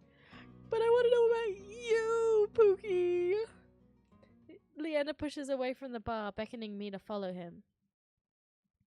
If I talk to the others, then I could get the others to talk about Leander and I could learn about him that way, but he doesn't want to talk about himself. He leads me to the small booth hidden in a nook of the bar. A pair of bloodhounds notice him and immediately leap to their feet, offering their seats to us. My liege! Your Honor, sir! As I slide into the booth, a web of graffiti scratched into the booth's tablecloth catches my eye. The deepest grooves form the outline of the dog from Leander's poster. Dozens of roughly etched names surrounding the drawings, some fresh, some well worn. What is all this? It's a tradition. Whenever someone joins the Bloodhounds, they have a drink with us, and then they carve in their initials. The barkeeper must love that. After the first year, she finally stopped charging me extra for damages. Damn! 2 years and countless drinks later, she added her own name. Ah, that's kind of sweet. You're not planning on recruiting me, are you? He quickly shakes his head. Not yet. You need time to think about your own path. Do you know what you're going to try next? The question gives me pause. I take my hand out from under my cloak and rest them on the table. Do you think you can help me? Of course we can find answers together. Together. Leander starts to reach for me, as though meaning to take my hand before stopping himself. His eyes flicker to mine. I won't fail you. Oh! I won't fail you, Yams. And if you ever need a taste of normalcy, I'll always be here for— Oh! He's so cute. Oh, his blushing face. My chest tightens at the memory of touching him. Even now? Leander swallows. The table groans under his elbow as he leans forward. The booth is so narrow that he completely blocks my view of the— He's so wide that he completely blocks my view of the bar counter. It's almost as though Leander and I are completely alone. If that's what you want. How did it make you feel? It was warm. Exciting? I don't know how to describe it. Leander rests his right hand on the table. He looks at me, smiling when I place my hand in his. Slowly he begins unwinding the bandages, stopping every so often to glance at me. Oh my god! As my skin becomes visible, I cast a nervous glance around the bar, but as far as I can see, no one's paying any attention. Leander squeezes my hand gently. No one will notice. He pulls back, raising his hands to his mouth so he can tug his glove off his— Wow! He's taking his glove off with his mouth? The muscle in his— The muscle in his forearm tightens as he flexes his fingers. Our eyes meet again, and Leander offers his hand. Here you go. Hand holding on demand. Ah! Need! Want! Need! Oh, Jesus. Oh my god, that scared me. I know. Drago, thanks. Thanks for the bits. Thanks for the bits. Oh my god, thanks for the 3 minutes, Drago. Wahoo! Oh my god, hand holding. Hand holding. Losing it. A lump forms in my throat. I'm certain Leander sees it in my face. The flicker of desperation. His voice lowers to a whisper.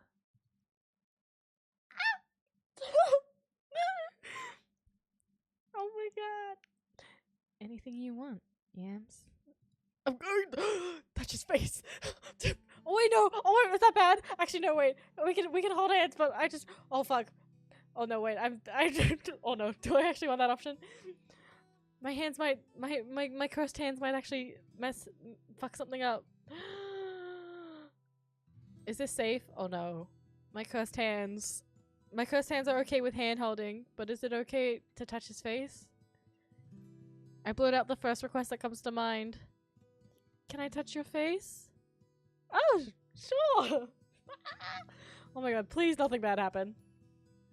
I lean over the table, hesitating before I reach for his face. When my fingers grace his jaw, Leander laughs softly. Bitch. That tickles. It's fine. You can just... He takes my wrist, angling my hand so he can press his cheek to my palm. Warmth spreads under my fingertips. A surprised breath escapes me. Gently, I run my thumb down the ridge of the scar on his cheek, and he shudders, his earring jingling against my knuckle. You're getting awfully bold. I've never touched someone like this before. And even though it makes my head spin, it's already not enough. I want to be even close. I'm gonna fucking lose it. Guys, I'm so single. Oh my god, my heart hammers, filling my ears with a pulse that grows unbearably loud until I pull my hand back. No! Come closer! Come closer again! Are you alright? I can barely hear his words over the pounding in my heart, but I manage a nod. Yeah, I'm fine. Sorry, I think I was just getting a little dizzy. He gives me a gentle smile, eyes crinkling at the edges. Bitch, she's so sweet! You've had a long day. You deserve some rest. No! I wanna hang out still. Luckily, your room is just upstairs. Want me to walk you back? I shake my head and begin wrapping my hand back up. With each deep breath, my head feels more clear. I'm fine, but thanks for, well, everything. Damn it. Remember what I told you. If you ever need a break from the chaos of the city, I'll be here for you. Oh my god. When I rise, Leander gives me one last smile. Good night, Yams. Oh my god! He's very sweet. He's very sweet. He's very endearing and sweet and charming. Can he like check under the bed for monsters? Yeah, I think Yams like I think character Yams is too embarrassed to have him walk her back to the room. Good night. I trudge up the stairs, but even as I leave Leander behind, the warmth of his skin still lingers on mine, burning through the bandages. Oh my god. Yeah. Damn. Wait. I'm definitely choosing him, but save. Oh my god. Prologue finished. Oh my god. This is just a demo, but you can still do so much with the demo. This is crazy. Oh, I want to... I feel like I should save continuing this for, like, you know, another time. That was a meaty demo. I wonder how like... Ooh! Nice! Leander offers you something that should be impossible. A taste of normalcy, free of your curse. As the first person to withstand your touch, he could change your life. But some things are simply too good to be true. What do you mean? Leander promises to help unravel your curse. But at what cost? Oh my god. Sorry, I'm gonna read all of these. Verse serves as a warning of the dangers posed by this cenobium. As cunning as he is curious, Ver finds you fascinating and insists that he can help. But trusting him means entrusting your life to a collared beast with a lethal reputation. Can Ver protect you, or are you his honey, or are his honey words a trap waiting to snap shut? Damn, bitch! Ooh, nice. Min. Despite their cold nature and familiarity with violence, Min is just as desperate as you to get into the cenobium. You may be able to help each other, but they're keeping as many secrets as you. They claim they're dangerous, but could they be your only chance at getting into the cenobium? Mamma mia, I don't fully trust you, I'm not gonna lie. From all appearances, Caress is a principled doctor of extraordinary skill, but you know little about the man beneath the professional mask, and Caress keeps even his friends at a cool distance. If you uncover his deepest secrets, will you like what you find? Yeah, you're like something. I feel like you're kind of evil. Eyes, an intimidating yet laid-back outsider. Ice presides over a sea spring with unnerving powers. He offers you a miracle, but the price means submitting yourself to horrifying presence at the heart of the spring. Will you gaze into the abyss for your answers, even at the risk of losing yourself? Damn, bitch! I can't believe we can still do so much. Oh my god. What if I can go back. Okay. We're gonna pause continuing the story like that. But what we're gonna do is I'm gonna go back and choose who to follow. And because I want to hear what some other orcs have to say. So we'll go for a little longer, but we won't do any big main story or anything, you know? I'll save Leander route for another day. Let's follow a number 2 boyfriend Eyes. And also, that way I can hear what they all have to say about each other. Morbid curiosity draws me after Eyes. I slink on the back out of the wet wick. Oh, Leander's so nice though. The alley's dead silent. Not really what I expected from a fight. Ooh! A dull crunch reaches my ears, then a thud. I peer around the corner of the building, careful to keep hidden. Did I just kill the guy? Dark glistening red splatters the ground, spidering through the seams of cobblestone. It guides my eyes to a collapsed body across from me. Once so violent, the roughneck is now little more than a sack of crumpled flesh, bloated with mud. Eyes exhales, his breath misting against the cold air. Blood flecks his knuckles as he looms over the motionless body, his feet on either side of it. Fear spreads like ice. Oh my god, sorry, hiccups. In my bones. Moments ago he was joking and friendly with the others, but now... Ice Crimson's eyes find me in the... Oh my god, I got hiccups! Ah! Find me in the dark. Not running, Sparrow? No. I wearily rise to my feet, moonlight illuminating my face. I thought I was out of sight. Got eyes in the back of my head. Oh god, I really like his fucking expressions. I steps off the off the roughneck. My eyes stayed locked on the body. It's wet with the layers of blood and grime, completely still. He's alive. Are you sure? Calling me a killer? Or a liar? A liar? Which I guess is both. In that case, he's dead. I squint, and he smirks back. Bitch, I love his face. Don't believe me? To be honest, it's hard to believe anything coming out of your mouth. I'm a liar, after all. His bloodied knuckles catch his attention. He tries to rub them clean, but ends up smearing the blood around more. I keep making bad impressions on you. I didn't know you cared about my opinion. Just prefer you didn't piss yourself when we talk. Annoyance bubbles in my chest. Well, I'm not pissing myself, even with your bad impressions. Like the first time we met, Eyes chips away all my fear, replacing it with irritation instead. Eyes kneels beside the roughneck and frisks him. I can't help but wonder if the crime was worth the punishment, but I hold my tongue. Deftly, Eyes' hands search through the roughneck's pockets. It doesn't take him long to find his prize, a cigarette and matchbox. He strikes a match. Sparks light up his angular features with a golden glow.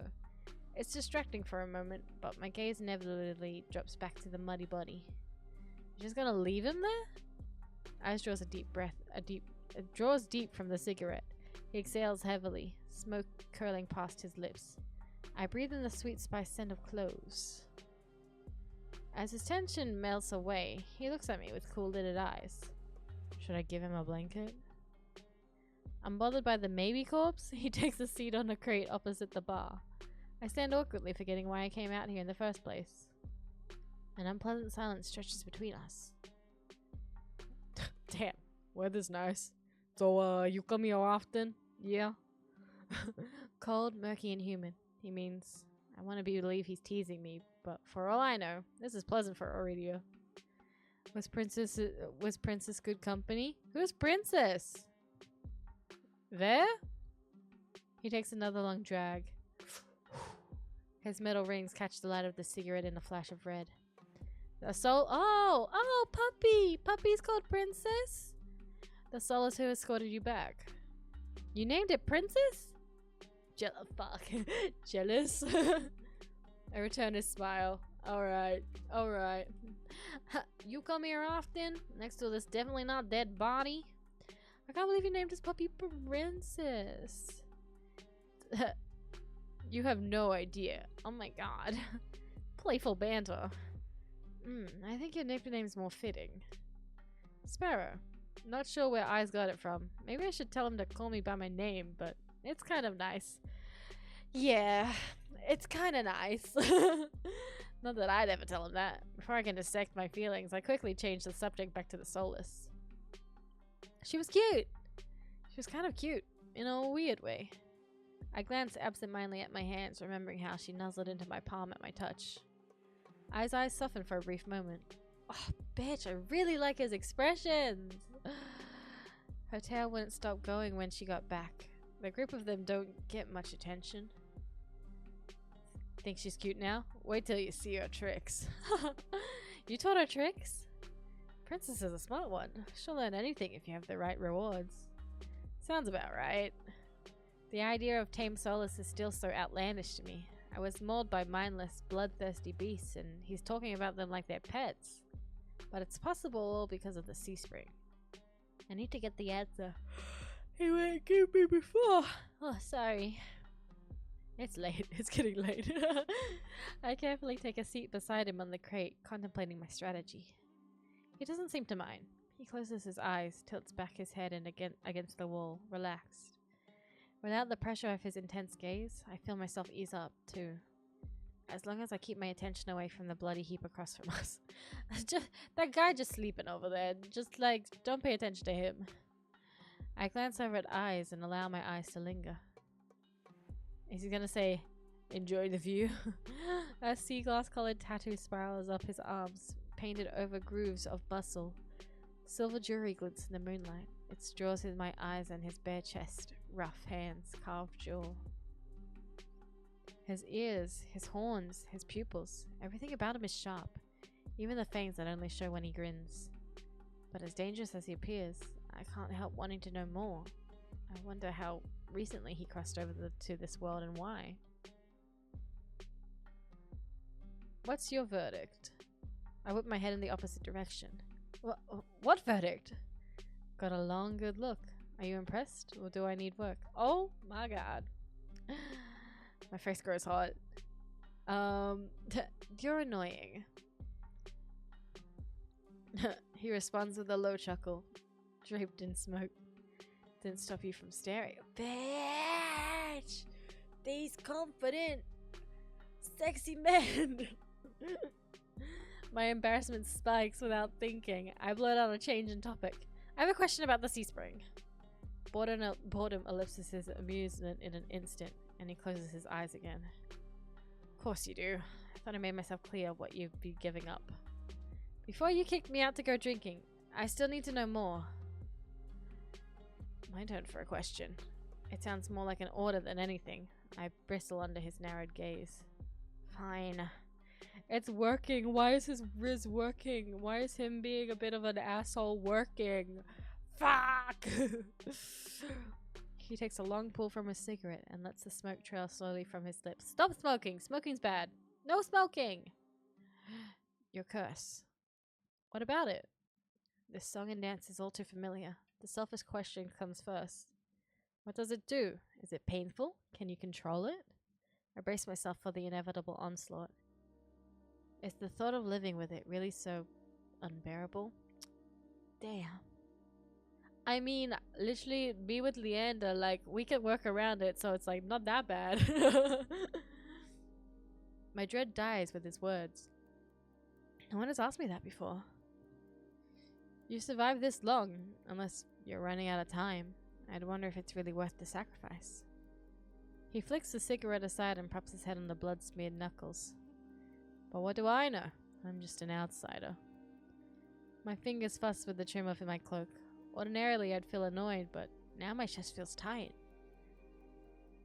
You could have sold me if you were less honest. You're a shit salesman. Thought I was a liar. Oh my god. I changed my mind. We lapsed into silence again. This time is surprisingly nice. The quiet, chilled air is calming, deprived. You know, you didn't seem like an outsider back at the bar. Sorry, I'm yawning now. This is so bad. A lot of people like you. Eyes raise a brow at me. I start by asking about Leander. You and Leander clearly get along well. You like? I do like Leander. Yeah, I kind of really like Leander. Doesn't everyone? He's helpful. He'd helped me a lot since I arrived in Iridia. He even got me a free room at the Wetwick. His charm's gotten him far, but for a leader, he sure likes it when others take control. Part of me desperately wants to ask what he means, but Eyes continues before I get the chance. Surprised we get along? I thought you'd be at each other's throats instead of drinking buddies. His smile is easy, but there's a dangerous edge to it. Leander's done a good job. For a human. Ooh, for a human. Hydrate? Oh, actually need. Thank you, Ocean. Thank you. I don't think I've had water in a bit. I'm gonna lose my voice.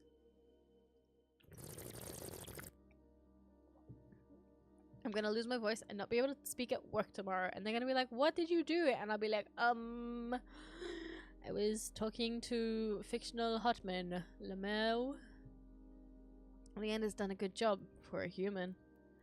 Naturally, there comes a time when his resolve is tested. Same could be said for anyone. In that plane of the next. As for my resolve, well, stick around in Iridia long enough and you'll find out.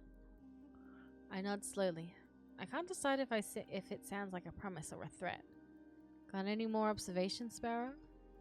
What do you think about your little monster buddy Ver? I was surprised to see that you and Ver were close. Blessing and a curse. From what I've gathered, most people think he's, I don't know, an asshole? And water's wet. I wait for him to elaborate or add his thoughts, but he doesn't. So what do you think about him? He lets out a quiet laugh, as if amused by my question. A lot of things. You already named one. You like that he's an asshole? Temperance matches the drapes. Looks good in blood and better in Whoa! Wait! Huh? Huh? Huh? Hey, wait. Favorite thing's the tail. Sometimes it frizzes up if you... What is... They do all kiss. They...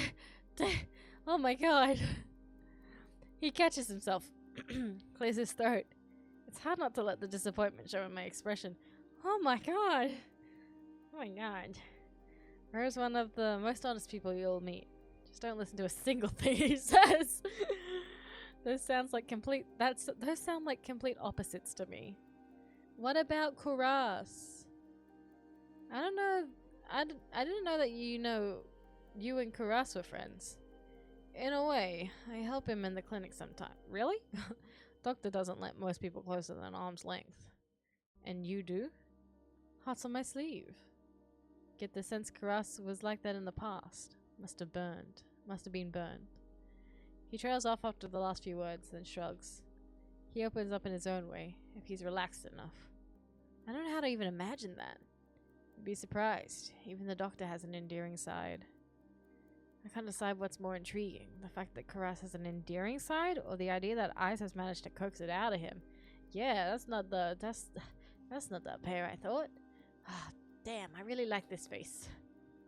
He got that face card. Tell me if you uncover any of his other secrets. I'd kill to know more. Min? What about Min? Maybe Min doesn't necessarily like you, but they definitely pay attention to you. Eyes is yeah, right? Like, drinking buddies, maybe kissing buddies with Leander. Definitely something buddies with with with Bear, and you know he can get through Kuras's exterior and get a soft side out of him. I wonder if, and apparently does Min pays attention to him. Maybe Min like looks up to him or something. Maybe Min doesn't necessarily like you, but they definitely pay attention to you. Ai's reaction takes me off guard. Oh, maybe he doesn't like Min. He growls, pinches the bridge of his nose as exasperated as I've ever seen him. I make enemies as easily as I breathe, Sparrow. Doesn't bother me. But that dove's... Oh, you call him Dove? You call them Dove? But that dove's got it out for me for no reason. Maybe they're unsettled by the sea spring? It's not about that. Goes without saying that they've got some issues. Don't think they'll understand that you catch more flies with honey than vinegar. Honey has left a bad taste in my mouth in the past. Could be the same for them. At least you're capable of conversation. Do me a favor and teach the dove some manners, though they'd lay off eventually if I didn't bite.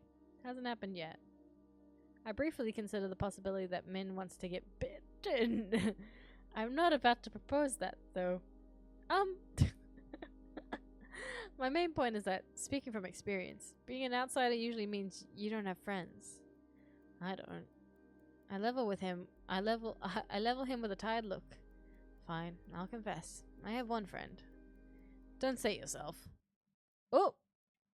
Ocudius? Ocudius? Ocudius? I was like, Odysseus! That's not what that says. Who dat? My skin prickles at the name, hair standing on edge. Who's that? A friend. It lives in my head. It lives in your head? Ice taps his temple with a finger. Odysseus of Ithaca! You know what? I feel like we have very similar interests, you and I, Mahindra. I feel like Ice taps his temple with a finger. Oh, there's the red flag. He's besties with the voices in his head. Right here. Scared you off yet? There'd be a third bad impressions I've made on you today. I was stunned for a long moment, processing what he just told me. Then I burst into a fit of laughter. You're serious? Eyes grins wide enough to flash his fangs. Deadly. It sounds so fucking absurd I can't help it. On top of everything I've gone through today, it feels like I'm living a fever dream. I've come close to death more times than I can count, encountered tame, soulless, and horrifying group minds, and now I'm supposed to believe that there's someone living inside Ai's head? There are tears in my eyes by the time I rein myself in. Eyes waits patiently, lips quirked in amusement. Sorry, it just sounds so ridiculous. The tension that wounds my shoulders so tightly has melted away, and for the first time in a long time, I feel like I can breathe. I feel better. Dukas! Where the rats that's— oh, is this the guy that's on the ground? Raucous gruff shouts rise in the streets, echoed by the sound of heavy boots sloshing through mud. The voices share their roughneck's accent from the bar, the same roughnecks who still may be dead and lying bloodied across from us. I nearly forgot about him. We were just in our own little world. Don't mind the dead body in front of you. We're just, you know. I shoved to my feet, and the voices get louder. They're closing in quick. Eyes pulls me by the wrist out of the alleyway, away from beaming moonlight. Oh my god. Hazukashi. We dive into a nook between buildings, veiled in the shade of tattered canopies. It's a tight fit. Eyes boxes me in against the wall. Ooh! His body all but pressed against mine as he towers over me. Oh! For the second time today, the heady scent of smoke envelops me, but this time cut with the metallic tinge of somebody else's blood. Oh, close. Eyes pitched, his voice low. Quiet. My heart leaps into my throat. I'm suddenly acutely aware of the heat rating of Eyes' body, the feeling of his legs grazing. Damn! And the closeness of his breath. This is bad. I squirm against him, earning a burning crimson glare. Do we really have to? His hand covers my mouth, muffling my whispers. He shakes his head. Don't. Oh my god. Damn, who's over there? Doukas, wake up, you bastard! A group of individuals, all brandishing spiked weapons, fill the alley. They all wear violet sashes, some kind of uniform. I wish I could see what they were doing, but eyes on all but blocks my sight. My eyes trail up the tail markings. Oh, I'm so sorry. This might have to be my last one. Oh god. They coil around his arms, his bicep. They lead up to Eye's collarbone, to the cords hanging around his neck. And to the smuggest smirk I've ever seen. Bitch. We're in a situation where these guys are probably, if they find us, will probably, you know, fight us. And bro's like, you checking me out? And I'm like, yes, I am. Bite him! I move before I can think, opening my mouth enough to bare my teeth and bite down on Eye's palm, hard. He winces, surprise flashing across his features. His hand leaves my mouth and I gasp in air. Oh my god. I don't know why I thought I was gonna like bite his neck like a vampire. We bit his hand. My breath is rapid from the adrenaline, but it's only when I lick my lips, when I taste the metallic tang of blood. Then I realize I broke skin. Pain builds in my chest. My body tenses, braces for his reaction. Every movement he makes is slow and deliberate. He bends down, leans close to my ear, and in a husky whisper, only I can hear. Only someone could draw blood today. Oh! Oh! A hot thrill jolts through me. For a heartbeat, I forget to breathe. Voices in the alley grab Eye's attention this time. Shit! He's got more broken ribs than the whole ones. What kind of freak did this? Fan out. Find the cocksucker responsible. You three, take Doukas back to base. At least he's still breathing. Damn. The alley clears as footsteps rush away from us. We stay still until they're distant, melting into the rumble of the quarter. This is awesome. When we finally step back from the moonlight, the night air is ice on my skin. I feel dazed and the need to keep my eyes off Eyes at all costs. Is that really necessary? The tremble to my voice is nothing but embarrassing. Could ask you the same thing. Didn't know sparrows could bite. You're lucky I didn't do worse. Try me. The thought of wiping that the shitty grin off his face is definitely tempting. Staying hidden was the best option. It would be a hassle to run into them with you there. What? Because I'm dead weight? Because 3 bad impressions are enough for one day. Ooh! You don't want me to see you go crazy? You don't want me to see you go psycho? The answer is too vague for my liking, but he's probably right. Either way, I don't have the energy to argue. Come on, Sparrow. Let's get you home before you're framed for murder. Very funny. We reach the front of the wet wick too quickly. I hate to admit it, but I don't want to separate from Eyes yet. And not just because he never answered my questions. He's infuriating, and easily as he makes me feel on edge, he can make me feel safe, secure somehow. You know where to find me. At the creepiest place in the world. Take your time before you decide to drink. I happen to like your shitty attitude. Ah! It takes me a moment to process it. Then my eyes flutter down to my feet. I'll keep that in mind. When I glance back from the ground, Ice is already down the street, disappearing into the throng of people. No fanfare, not even a wave. Asshole. Oh my god. Okay.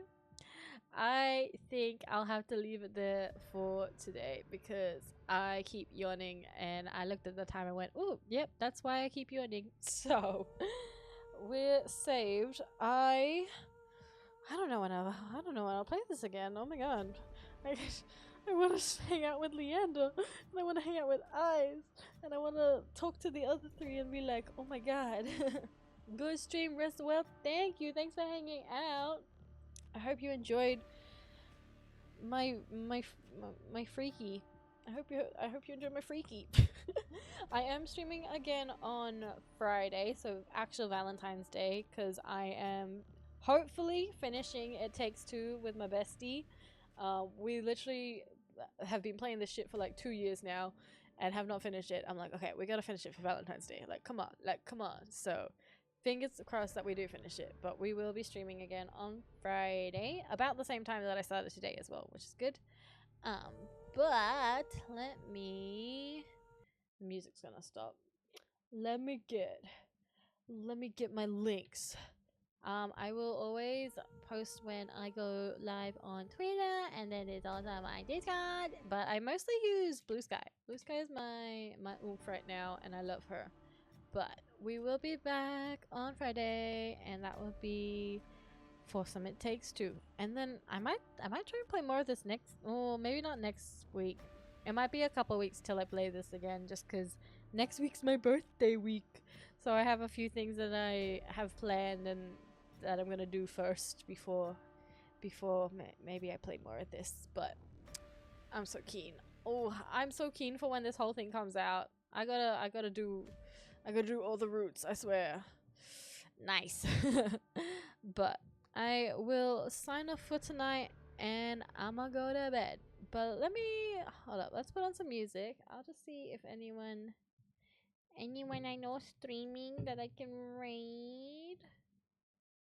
It's not that loud. Okay. Let's move over here while I take a look.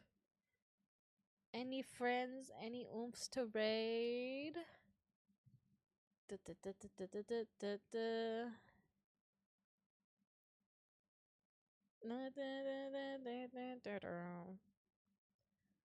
Oh, hear me out. Is anyone else streaming TOUCHSTARVED? Nope, just me. Okay. All right. There's only one freaky oomph here. Okay, let me. I might just let you guys go to the Ethernet then, because it's a bit late. So I don't want to spend too long searching. I gotta get to bed, and I gotta do a couple things before I go to bed. But thanks for hanging, and we will be back on Friday. Goodbye, good night. Goodbye, good night.